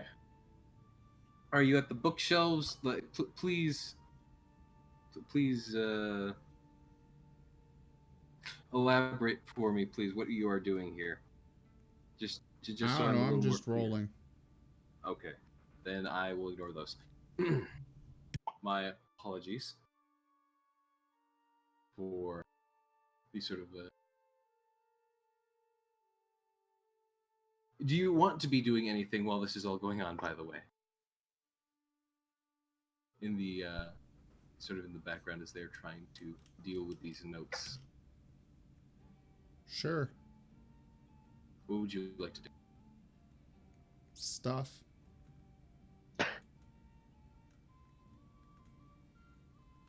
Ristforn goes and does stuff. He Roll will- for initiative. We don't know what stuff. It's Ristforn stuff. He's a very mysterious. He'll Otter. be working on that spell we spoke about. Okay, so I'll say that after approximately the first few attempts seem to be a failure, though after multiple attempts, you do seem to get a small success in there. Trying to copy off that success doesn't seem to quite work as much the first time, though there is still something to be had there. As you try a few more times, though, it seems to be more and more solidified of a process that this spell seems to be working. You seem to have the idea of it down. All you would need to do is basically put it into a practice until it is more or less mastered, and you're able to do it at your whim.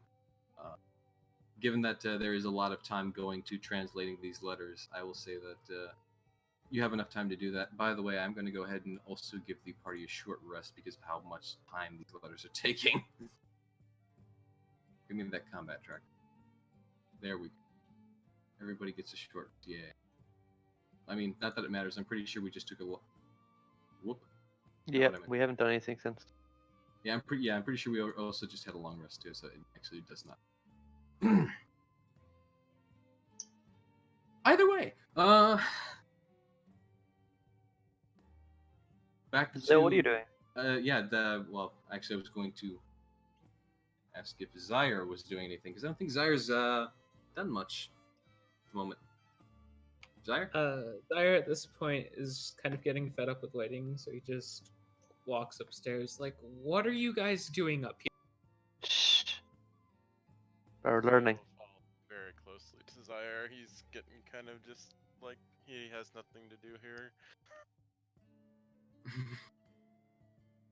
As Sidier and Graham seem to insist on continuing with these letters, and Graham doesn't insist on anything. He's just. as Sidier seems to insist on Yes.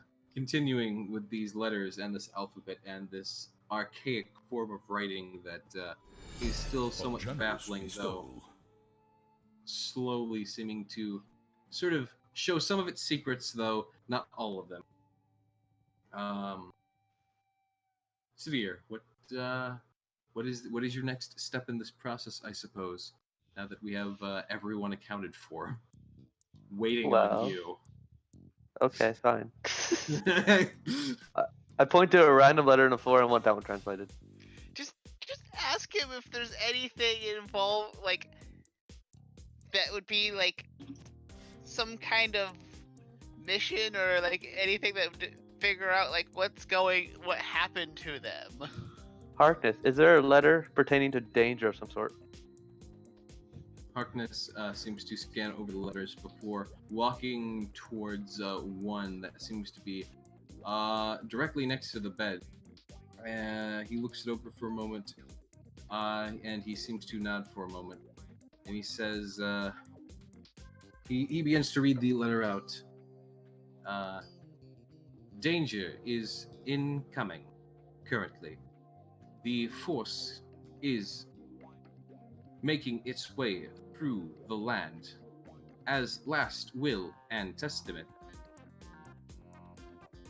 He seems to simply stop there. Short letter? He nods. I think he knows better than to read that if we need authorization for books and stuff. I mean, he just translated this one to me as I show him the letter. Negative. The letter simply ends. So, so you probably don't know what the next page would be. He glances around and then says, "No, the letter seems to be unfinished." You don't happen to know what happened to the person who lived here, do you? He shook his head once. Uncertain. Well, Area was vacant after startup. well, teach me spell to teleport.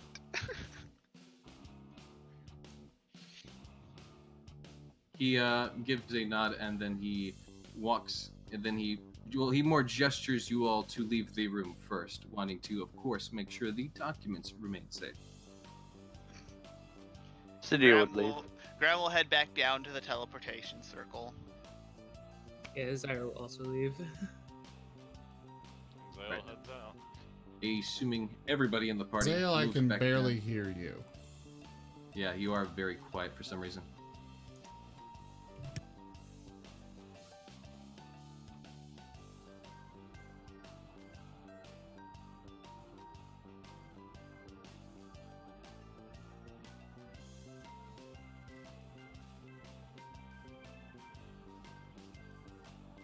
Okay, well, either way, assuming How's Zale's... that? Any better?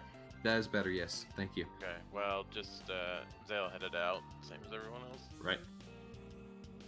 As everybody more or less returns to the teleportation circle, Ristforn, I assume you were practicing your own personal runes on somewhere nearby this Yep. the circle, correct? Okay. As everyone returns and as Harkness comes back down the stairs and walks over to the teleportation circle that sits in the middle of the room, he seems to lean down to it and he presses one of his hands to a sort of circle towards the top of the circle, so to speak.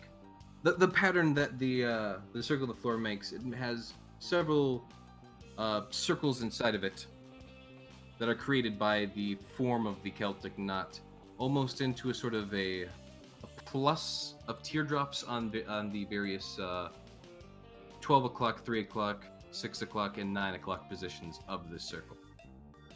He moves a hand down, and there seems to be a small pulse of magic on one of the... Oh, sorry. Zim just sent me a little message.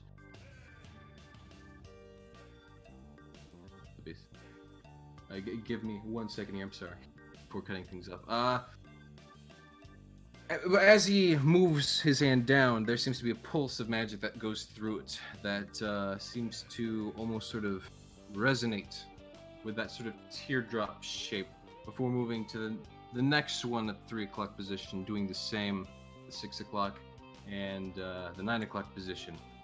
Once all three are activated, it seems to softly come alight as every space in between these stone lines of this Celtic knot seem to slowly start to glow blue. And then Harkness then looks back to the party and gives a simple nod. Any spell of sorts can activate, though 4 are required. So 4 spells are converted into a teleport. Correct. Though Can cantrips work? No, cantrips seem to be of not enough powerful magic to activate. Would casting alarm work? Is alarm something that consumes a spell slot? I think so. Then that would, yes. Does a second level spell count as 2 spells? It does not, it seems. Basically, to activate the spell circle, you require 4 spell slots to be unused.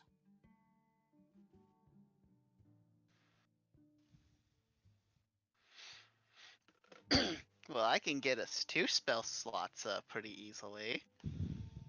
Well, 3.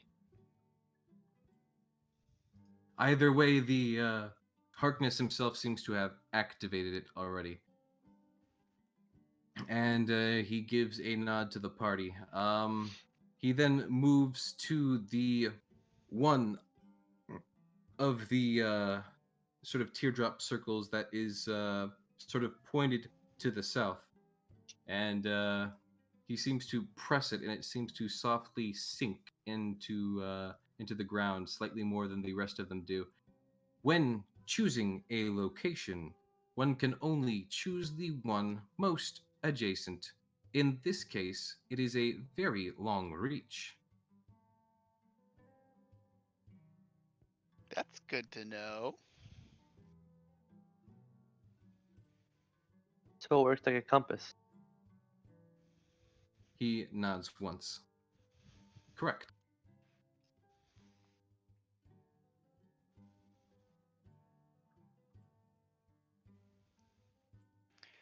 I hope the other place is safe, otherwise we're gonna have to really kind of hustle a teleport back. I'm sure if the teleporter still works, it's still fine over there. Well, that doesn't mean that it's safe from those shadow beasts. What time of day though, Thad? It is currently just a little bit afternoon, like mid-afternoon. Could be, yeah. I was more asking 1 or Harkness 2 if you o'clock. knew. Oh, Since we can't see outside. Yeah. I mean, Harkness seems to basically just takes half a second to simply think about that one before nodding and essentially giving the same after. It is slightly after the sun's highest peak.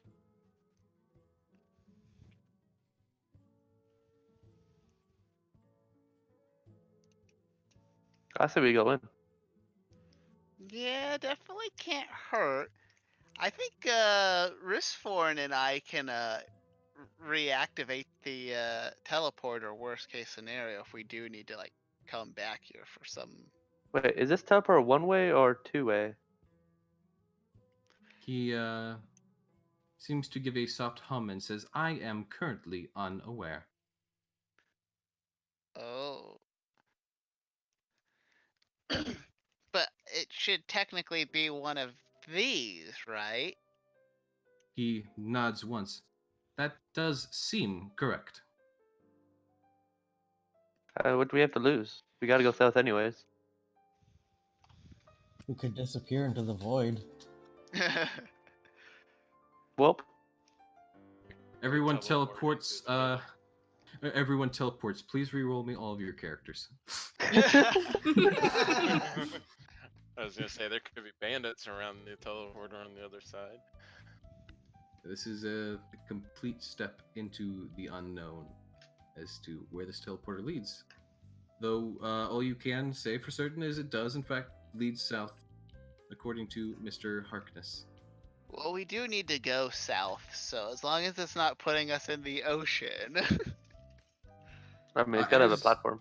As you are all debating this, Ulrich, the captain, steps up, and he comes to the party and seems to fold his arms softly and says, "Hey, both myself and Marcus have decided we're probably going to be keeping around here and trying to set up a camp.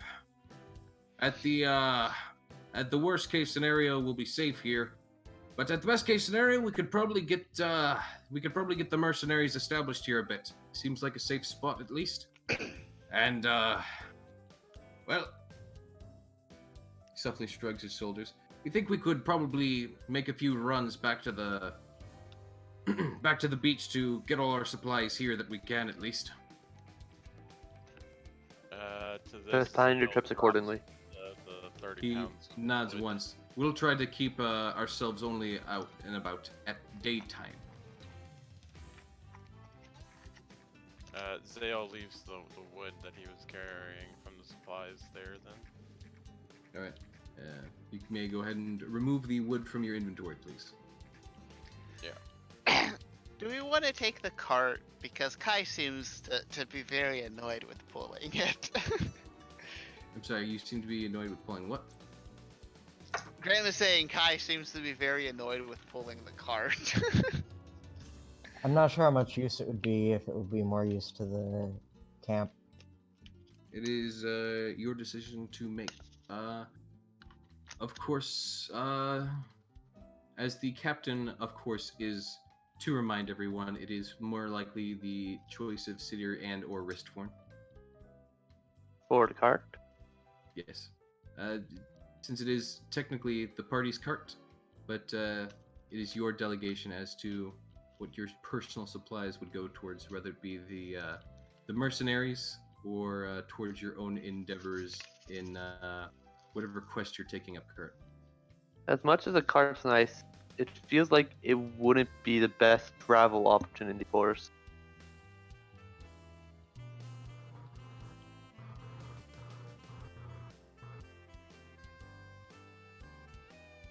Kyle has lost connection. Yep. Who is Harkyle? I'm sorry. Ooh, what? Okay. That distraction aside. Oh, that's me. So, what is the final decision on the cart? I say give it to mercenaries. All right. You move to unhook the cart from Kai, and Kai does seem to be a bit happier and somewhat relieved as the cart is removed from her back.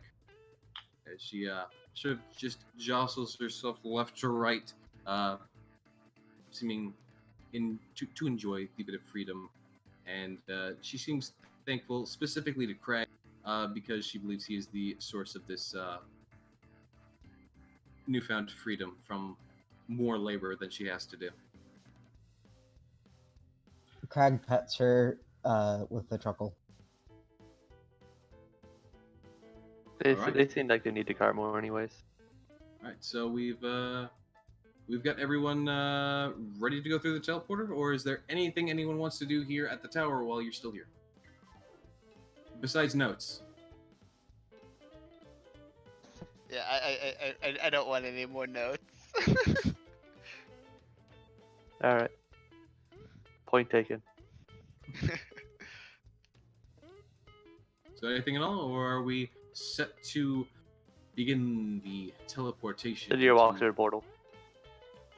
Well, you don't actually walk through it, as it's not a portal, but instead it is a platform. As you stand on it, nothing seems to quite happen. Oh. Harkness then would motion a hand to indicate the center of the circle. Once everyone is ready, press the centermost circle, and the teleporter should activate. Well, guys, get on the portal. Graham will make sure he's on. Zaire will step on. It's the Crag steps on while pushing Kai on or leading her, depending on her. okay. So as I assume everyone would get on the portal.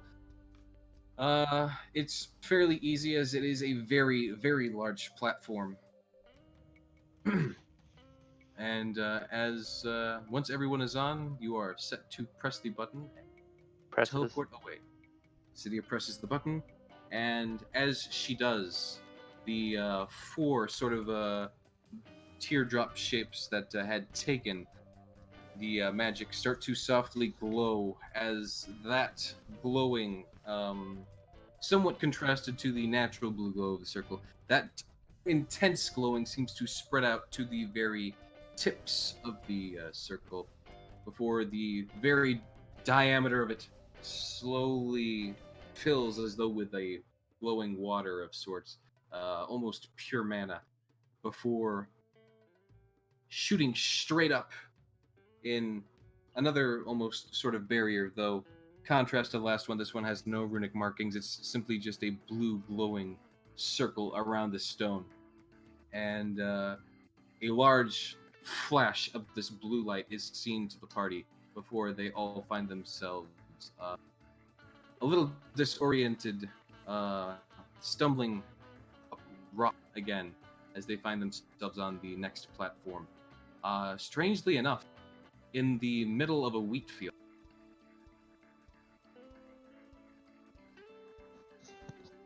Can I roll for?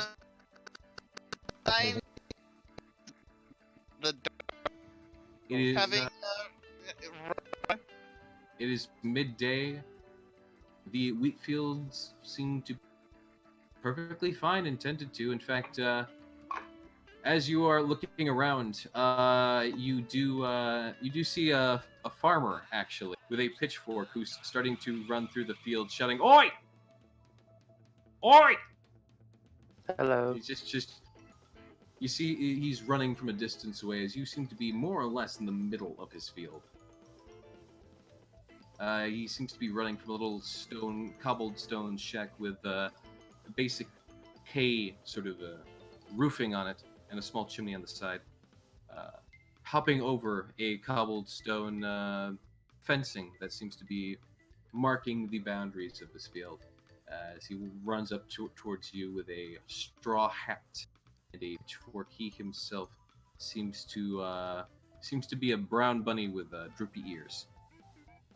He, sort of like runs up to the party, being a very small man of short stature. He yells up to the party, "What are you all doing here?" we teleported here. Graham What do you will mean?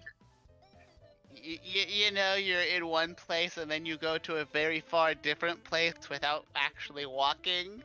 He lowers and aims his pitchfork at Graham. What do you mean? Cindy will jump up in front and hold her shield defensively. Graham Do will we have our stuff back? Not yet, actually. Graham Wait, do I have to will, roll hang those? on. Graham hands Snowy to whoever's closest to him. He hands Snowy to Wristforn. Wristforn, Graham is offering you his rabbit. Okay, anyone Oh, other well, than thank you. I was quite Wristforn. hungry. You can do that, but that might not turn out super well in the long run.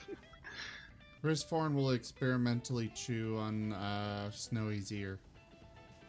Okay. Snowy would probably kick, but Graham is going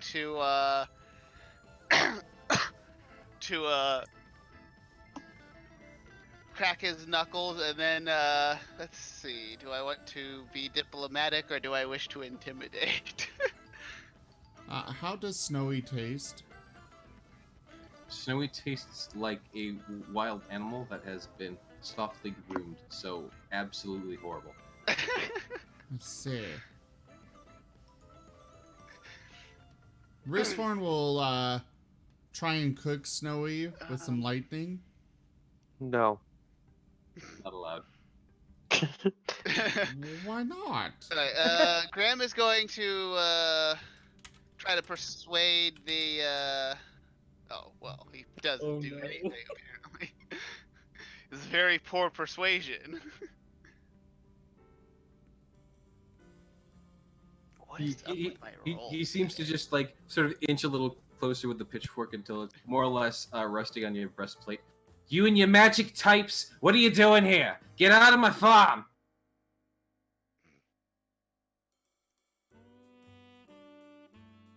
Zale just kind of walks over, grabs the pitchfork, and breaks it over his knee.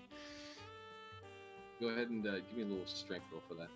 Because although this is a small rabbit, he is a farmer and he is actually kind of buff.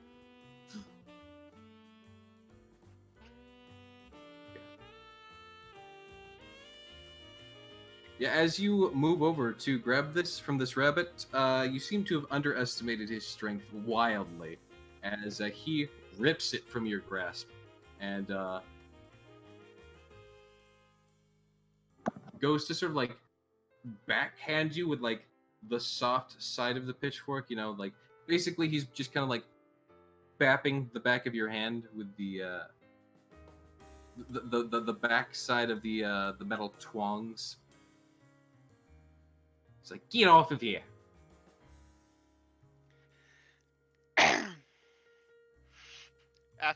After that, Graham is now going to get a little meaner. Okay, you listen here. We didn't know where we were gonna pop in here, and you're being extremely rude to me and my friends. This is your intimidating speech. Well, he would also probably notice the black mist starting to rise from Graham's fur as he's about to curse the man. So he seems to softly back away with the pitchfork still extended. I didn't know you were here. I honestly don't know why you're here at all. Could you just leave, please, kindly? Okay. We're here to learn about the darkness. He just blinks at you a few times. He's like, the what? You mean like at nighttime? Yes, those things. Okay, those things. You know when the sun goes down, the sun gives light. So when the sun comes up, there's light again. But when there's no light, that's called darkness. Graham face palms and drags his palm down his face. No, I mean the creatures that come out at night and kill things. The rabbit farmer points over to Zaire. You mean like that one? Craig laughs. Sire just glares at him.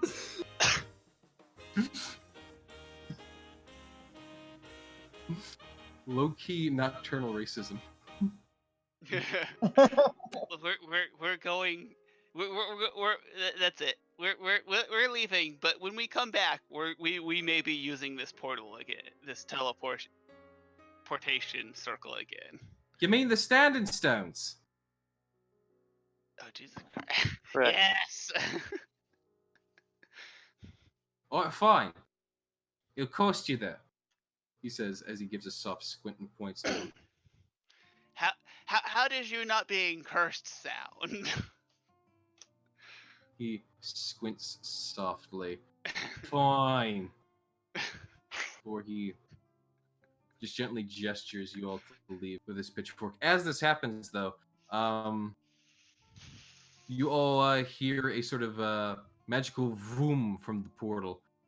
It seems to sort of like give out various pulses, as though trying to summon something. Though, if anyone is on the portal itself, it seems to sort of prevent the whatever is trying to come through from coming through. Once Graham everyone will step off the teleportation circle.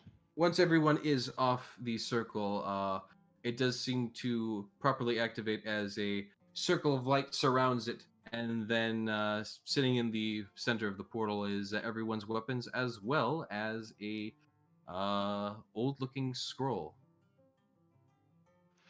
Graham will pick up his stuff and then take Snowy back and be like, "Thanks, mister, for being understanding." In a perfectly happy-go-lucky voice.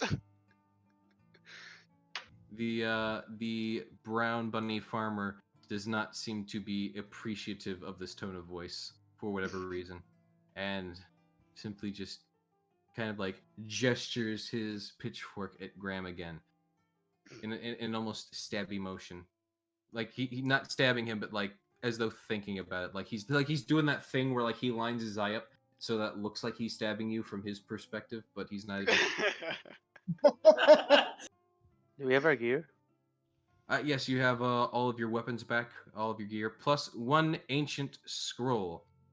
Dibs. There is also a note with the scroll stating that should you need help activating the portal, this scroll should be able to help you. It can cast any spell that should, by all means, be able to power at least 2 of the rings. No.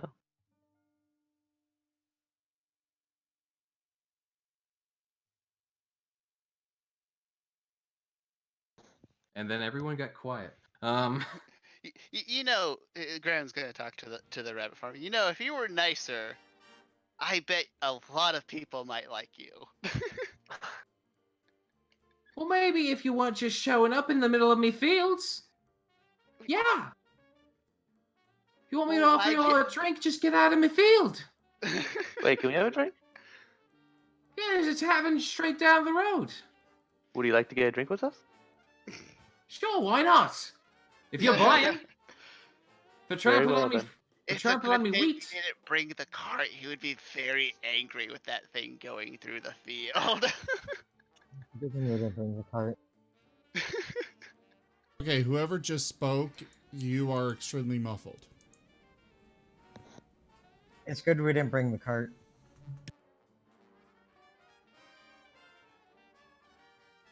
Well, Otherwise- Graham will start making his way out of the field. As Same you with Cydia. as you make your way out of the field, with the direction of this brown rabbit farmer, you find yourself onto a sort of a gravel road that seems to lead northwest and southeast. And from this road, you can actually see a small smattering of occasional other cobble houses with the wheat roofing. It seems to be a small community of farmers in this general area. Where are we? We should probably show a good him the question. map before we ask that. Yes, I shall show my map and tell him point where we are.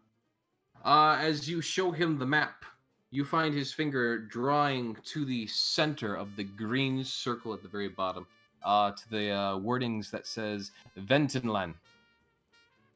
Oh. Thank you very much, sir. He gives a soft nod and says, "No problem." Can I also show him where we came from? I mean, you can. There's nothing stopping you. I shall point to where we came from. As you point up to the tower, he just blinks at you. It's like, "What? You're welcome. For what?" You're welcome. He just scowls at you softly. "For what?" For knowledge. He rolls his eyes and shrugs. As long as you're buying drinks, fine.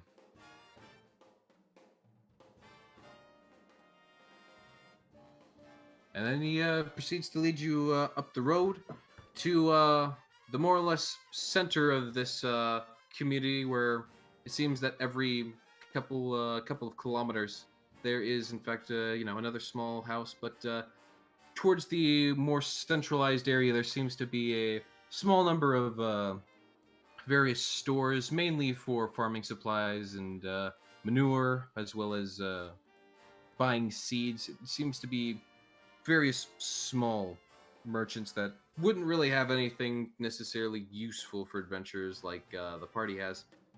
But there is in fact a tavern that seems to be doing a little bit better than the rest of the town around it, as it's called the Traveler's Tavern. Seeming to be a bit of a place for people to stop off between their travels, here or there or wherever else. This place is made out of, seems to be wood, as opposed to the cobblestone of the areas around it, and it seems to be the largest building in town, actually, having at least 2 stories, whereas most others only have 1. As you walk inside, you see a fair number of individuals that do not look like farmers at all. You think you see a smattering of guards sitting over at the corner table. Various few adventurers, much like yourselves, who wear cloaks, carry various weapons on them and all that. As well as the farmers themselves, who seem to, of course, stand out wearing their various overalls or sackcloth clothing. The more clothing that indicates the throes of poverty, or at the very least, life that tends to the fields, where fancy clothing would really be put to waste.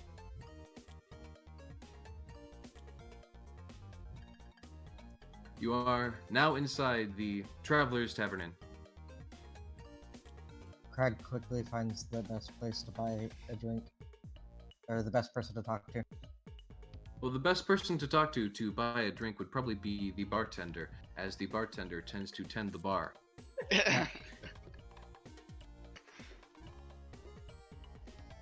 As you walk up to him, he is sitting there, just genuinely polishing through a big old tankard. He seems to be a fox with a orange handlebar mustache to match the rest of his fur. And he gives you a soft smile and a nod. He seems to be a more rotund gentleman who probably enjoys a bit of his own stock, but at the moment is sober enough. Evening to you. What can I do for you? Give me something strong. He chuckles and gives a nod, going back to fetch the strongest drink he has. What is the rest of the party doing, though, in the meantime? I buy the farmer an ale. We have an order for an ale, one order for the strongest drink, and everyone else. Another order of ale. 2 orders of ale, strongest drink. Fruit juice or something similar. Right, farmer special. Graham will attempt to order an ale too. I mean, I'm pretty sure he'd be considered an adult by his race, but probably no one else's race. As Graham orders a drink. Graham, go ahead and give me a persuasion.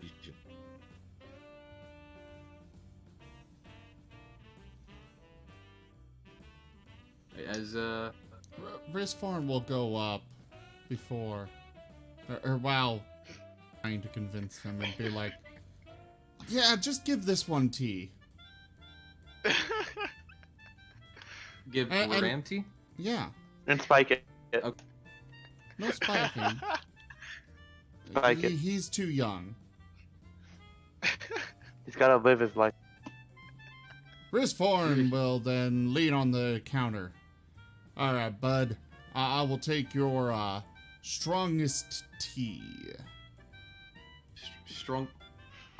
The bartender blinks a few times at this, and seems perplexed by it ever so softly. Strongest tea? What do you mean by strongest tea? He says as he leans back into the counter as well. It's large enough for both of them to lean forward, but not, be touching face to face. You know, the good stuff. And he's just kind of nodding. He squints softly. Like, imported.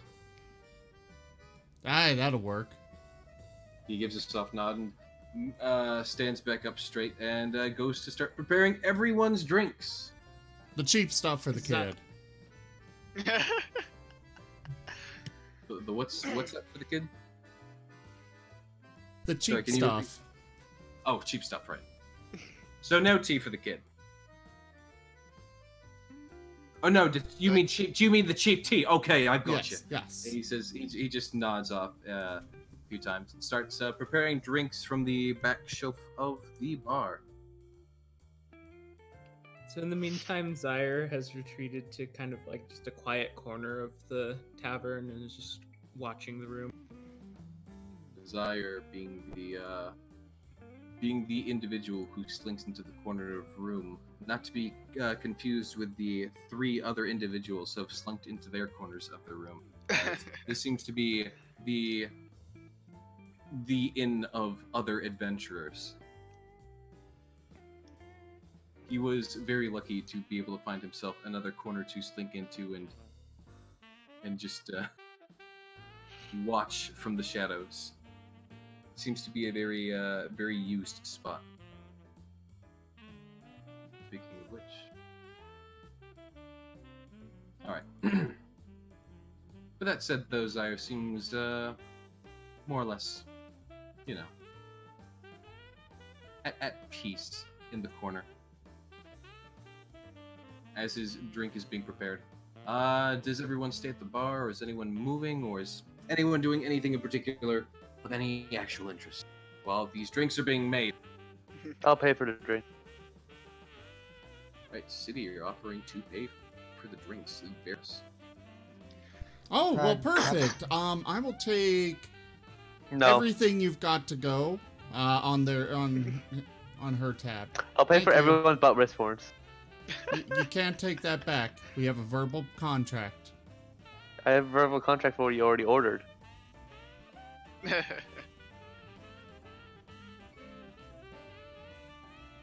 Luckily, you two are the only two that can enforce this contract.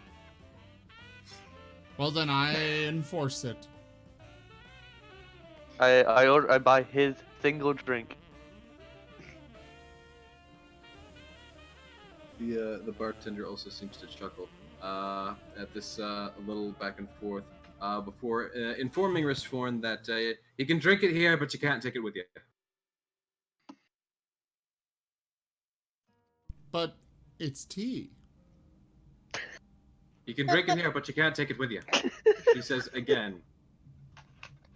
His eyes a bit wider this time, as he sort of like nods, understanding that it is in fact tea. This is unacceptable. I will report you to the BBB. What? The what now? The Better Business Bureau. They'll deal with you. The what? Are you making that up? No, it's technically a thing. I think he's making it up. I mean, it's a thing, but not here. Where is that a thing? There's a place where they just go around and say, "Hey, your business needs to be better." Yep. It was the Business Bureau, founded in 1912, a private non-profit organization whose self-described mission is focusing on advancing marketplace trust. What?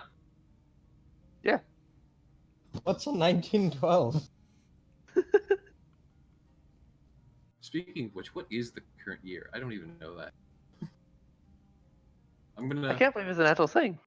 have to go ahead and. How can you didn't have know? you never heard of the BBB before?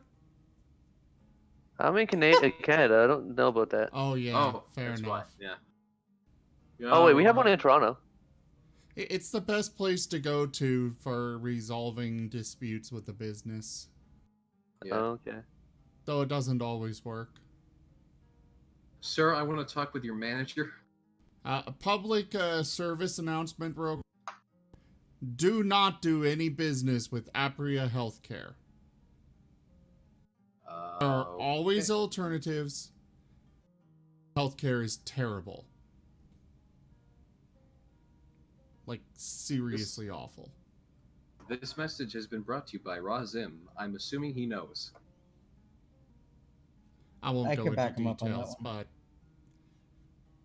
but they're terrible. Well, let me put it this.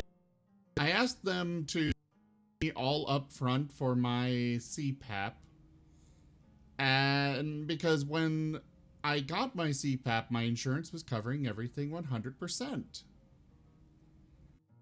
Found out a few days ago that they have been billing me monthly for this for 2.5 years. I have a bill for over 320% of what the outright cost of this machine is. Yeah, no, that doesn't seem legal. No, it doesn't. And of course, my only recourse here is going to be legal action, and that's going to cost me money too. Hopefully, you'll make back more than what you will have and what you have lost. I guess I can take them to small If there's claims enough court. people affected, you could do a class action too, which would take forever, but nice. Well, that's also really expensive. Even more so.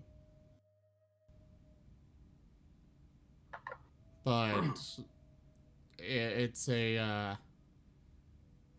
I mean, I went to go report them and deal with them through the BBB, and they've got over 400 reviews, 1-star rating. Jeebus. If that tells you how terrible they are. Out of how many reviews? Like 400 of them are 1-star, but like how many reviews do they have total? Over 400. They've got okay. about, last I checked, it was 404 reviews total, and they had a total review 1-star. Okay, so that's the total review score. That's the average that they put out. No, that's like, you know, there's no good reviews on them. Yes. If the Funny average enough, is literally 1. Last night, I went on Facebook, and there was an advertisement for Apria, and the comments section on it was a mile long of people pissed off with this company. All right then, jeez. Well, This has been your public service announcement from Razim of ZGF. Don't use Aprina Healthcare. Apria. Apria Healthcare. I love your announcer voice. agreed.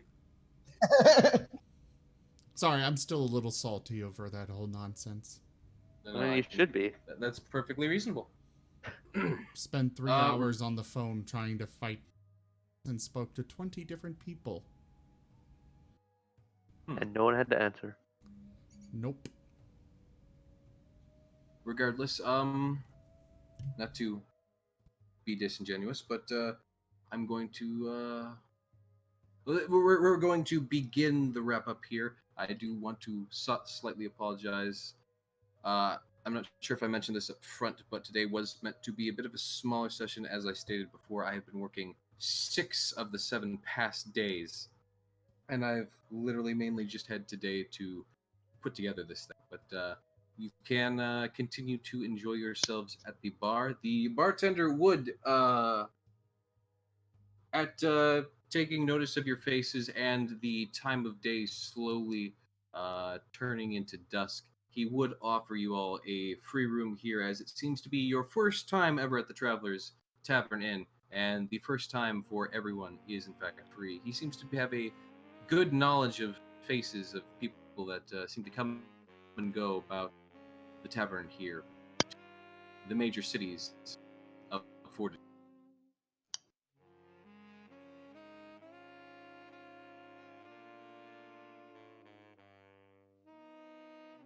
Well, Zale just kind of says goodnight and heads to his room. How much are the drinks? Yes, the drinks altogether would probably be going for a good price, and probably even a bit of a discount as well, since again it is your first night. We have the strongest whatever for Zale, if I recall correctly. T for Ristforn, T for Graham. Craig got Craig. this Zale wrong. does not drink. Zale had fruit juice. Zale had fruit juice, okay. That's probably more expensive than ale. I mean, you're in the middle of farmers. Farming community? Yeah, you're in the middle of the farmers' country, so it's like, yeah, nah. So, oh my God, Ristforn. I will Ed. allow this. I I'm will allow innocent. this. So you claim. But I will leave that for next week. As Zale goes, to sleep, he is allowed to do so into a very the room itself is actually very spacious and comfortable. As stated before, this inn seems to be doing very well for itself amidst this farming community. One would almost think that it probably is like in it would have to be in like the best spot possible for it to be doing this well amidst, again, a farming community of all things. Not to say that farmers don't get a lot of money, especially these ones feeding a good amount of the southern population, but it is of course notable how much nicer this inn seems compared to all the other buildings. So everyone mafia. does in fact. Pardon? They're clearly a front for the mafia.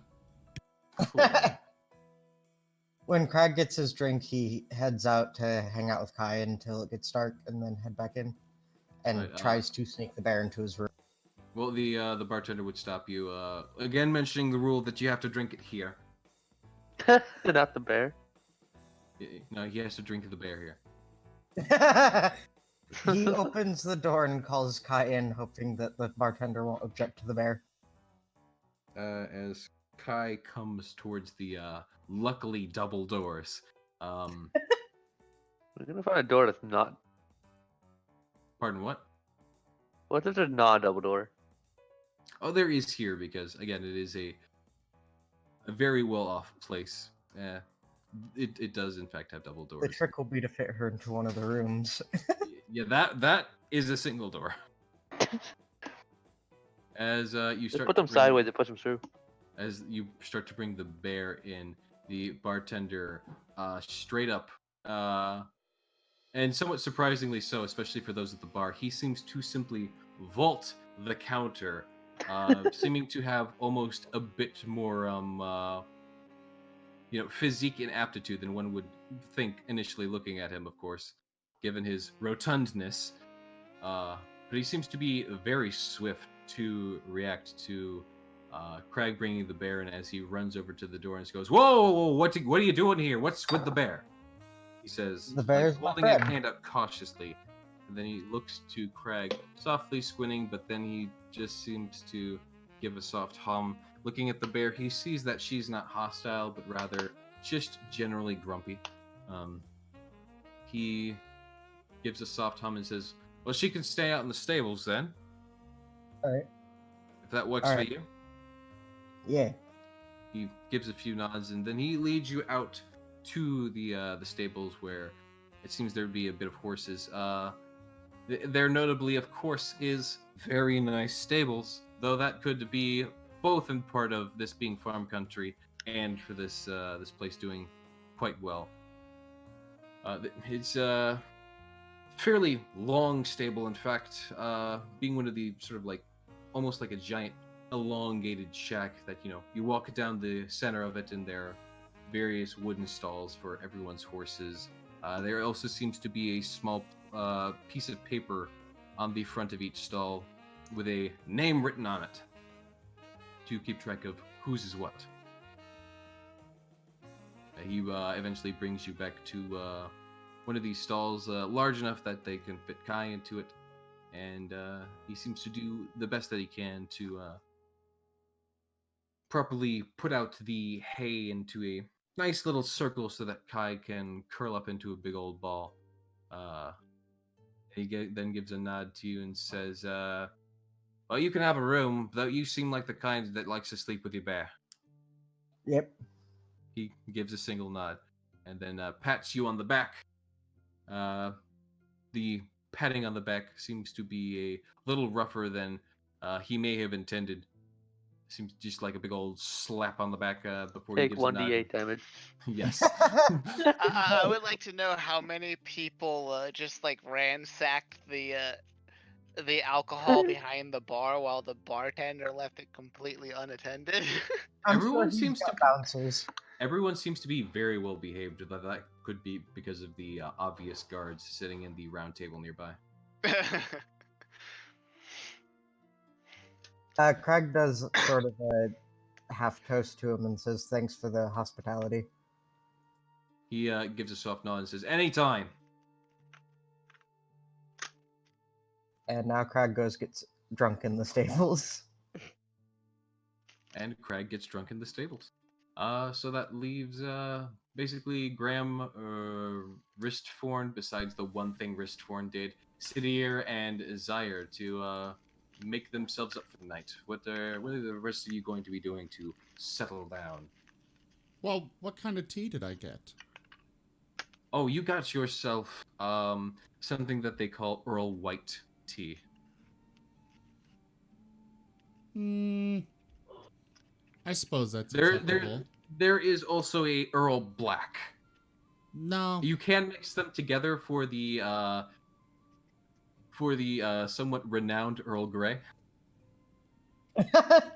No.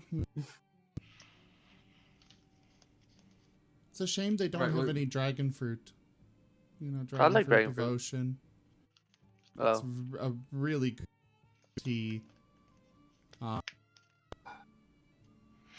actually eaten a dragon fruit before. They're weird.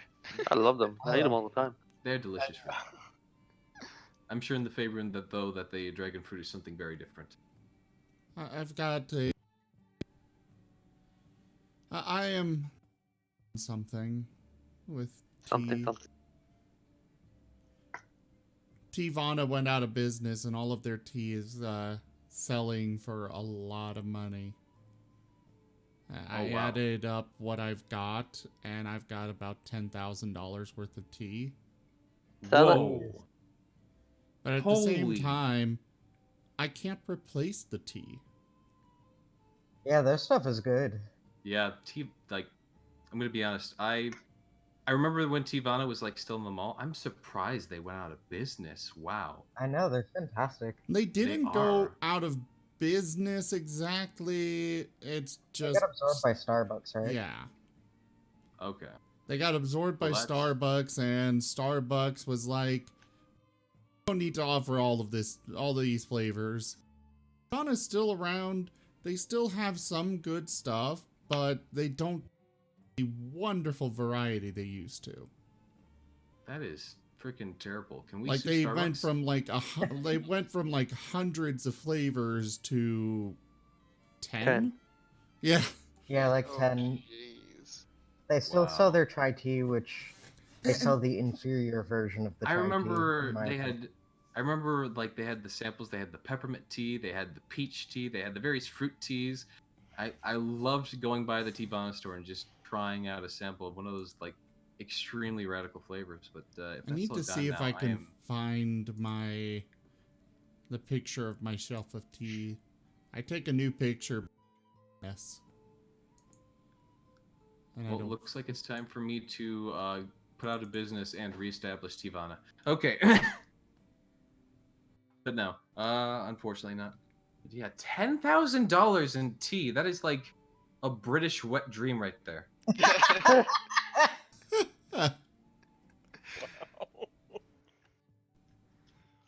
I wish that I could use that money, but I don't want to go through all the effort of listing it on eBay or, there's no, also that do it. fact that I can't replace it.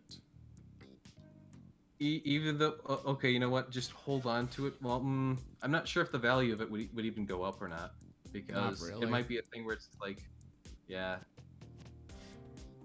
I would personally say sell it, basically because the money and the things you'd be able to do with that money is probably better than the tea itself. But that's just my personal opinion. You do whatever you want to do. If I honestly had $10,000 in tea sitting on the shelf, I would get that stuff out immediately because I am a little bit in debt.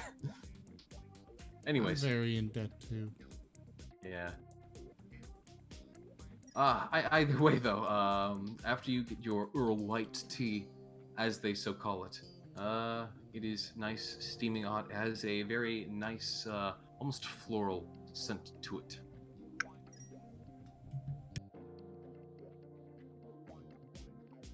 It is a very, almost fruity, flavorful for a tea. Though it still has the, of course, herbal taste to it as you softly sip on it. Graham, you get leaf water. Graham angrily stares at the bartender. Isn't that tea? The tea. Yeah, the leaf water is in fact tea. Oh, yeah. It's the name of a tea. I make pine tea sometimes. Pine tea. Ooh, that actually sounds good. Not really. The bartender looks back at Graham, seeing that he seems dissatisfied, and he holds up a finger and sort of like crouches beneath the bar. And he gets out a little jar of honey and puts a dollop of honey in the tea for you. Graham seems slightly less annoyed.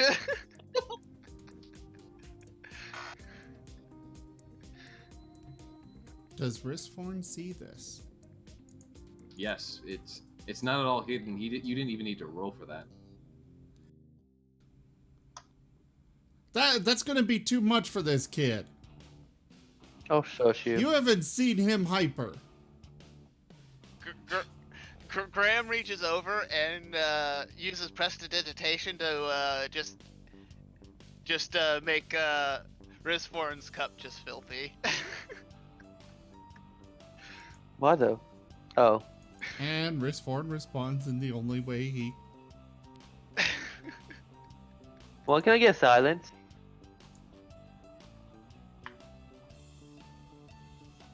Denied.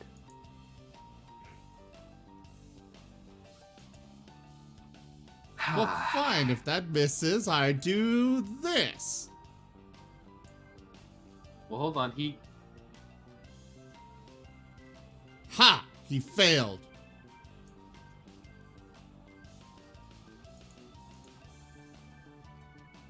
Hold on. What did you... Hang on a second. I thought we weren't allowed to do lethal PvP stuff. Well, to be fair, They're not lethal. this is currently non-lethal, but hold on. I'm trying to wrap my head around what's happening right now. You are shooting an electrifying bolt that missed, and then before he could retaliate, you go ahead and you did another roll for, what is that? Thunderclap? Yep.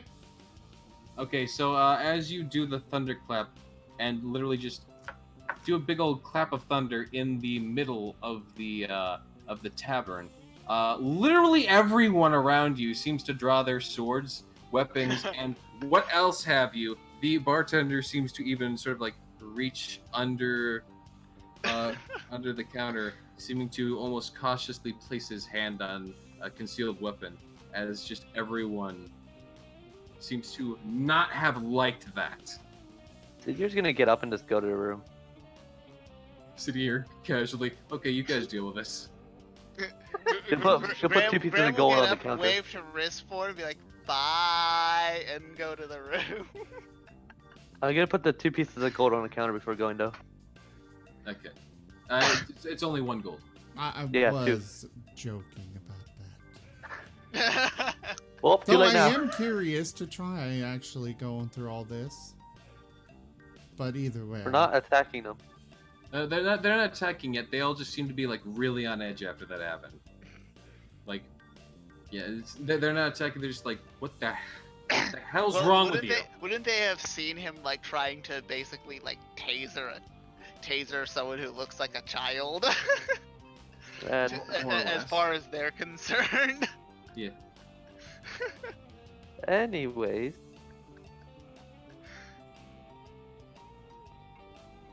I cannot find my picture of myself.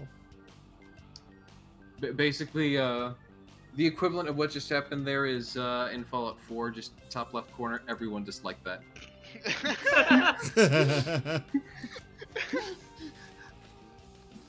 karma decreased.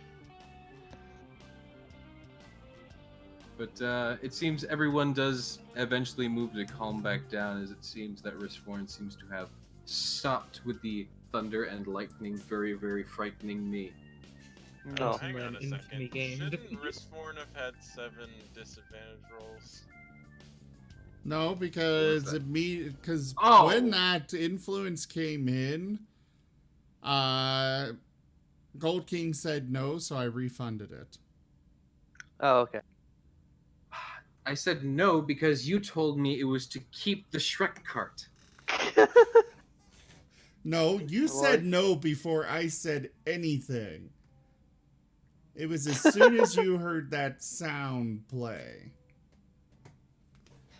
It was my understanding that it was for the Shrek cart. It was something related to the Shrek card. I did not actually know what it was. So my apologies to Mr. Buzels. Buzels. My apologies for not getting. Yeah, okay. It's So Buezels. I don't think they're here anymore. No, they're not present. they may not. Okay. Well, they may not be present, but I'm hoping they understand that they've been refunded. I do wish to properly apologize to them. Night Trotter did a teleport. Okay. All right, I took a new picture. Doesn't have all my tea. There's a couple of canisters in the kitchen, but it's up in Oh, media Where are we looking sharing. for this? Oh, it's a media sharing. Okay, I was going to ask if it was on stream. Okay, well, either way. That's a lot of tea. So after everyone calms down, you are all, of course, given your beds in the very large upstairs section. It seems like all the ones downstairs have been taken by the various parties that are already here. And you are all left to a night of rest that isn't constantly being disturbed by shrieking abominations of darkness. And for the first time in a while, you can all feel like you can rest safely and soundly since the beginning of your journey. And with that, day turns to night, and that will conclude our current session. I put it on the stream there as well. I'd love to buy some of that tea, but I doubt I can afford it. How much tea do you have? Oh my god. That's a lot of tea. Most of those canisters are mostly full.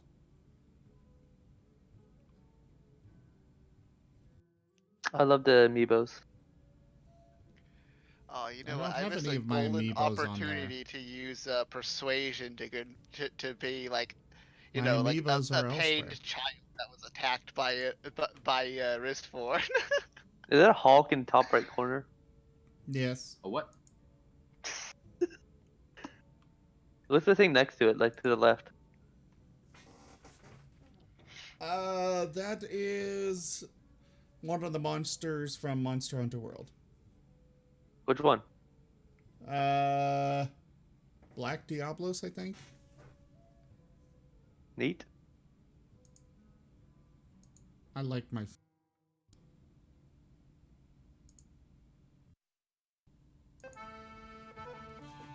All right, everyone. Thank you all so much for joining us for Tales of Miraleth Dungeons and Dragons. Primarily featuring the esteemed Risfon. I'll have that added to the logo. I think that was more Eisen's. Eisen's always years. blocked.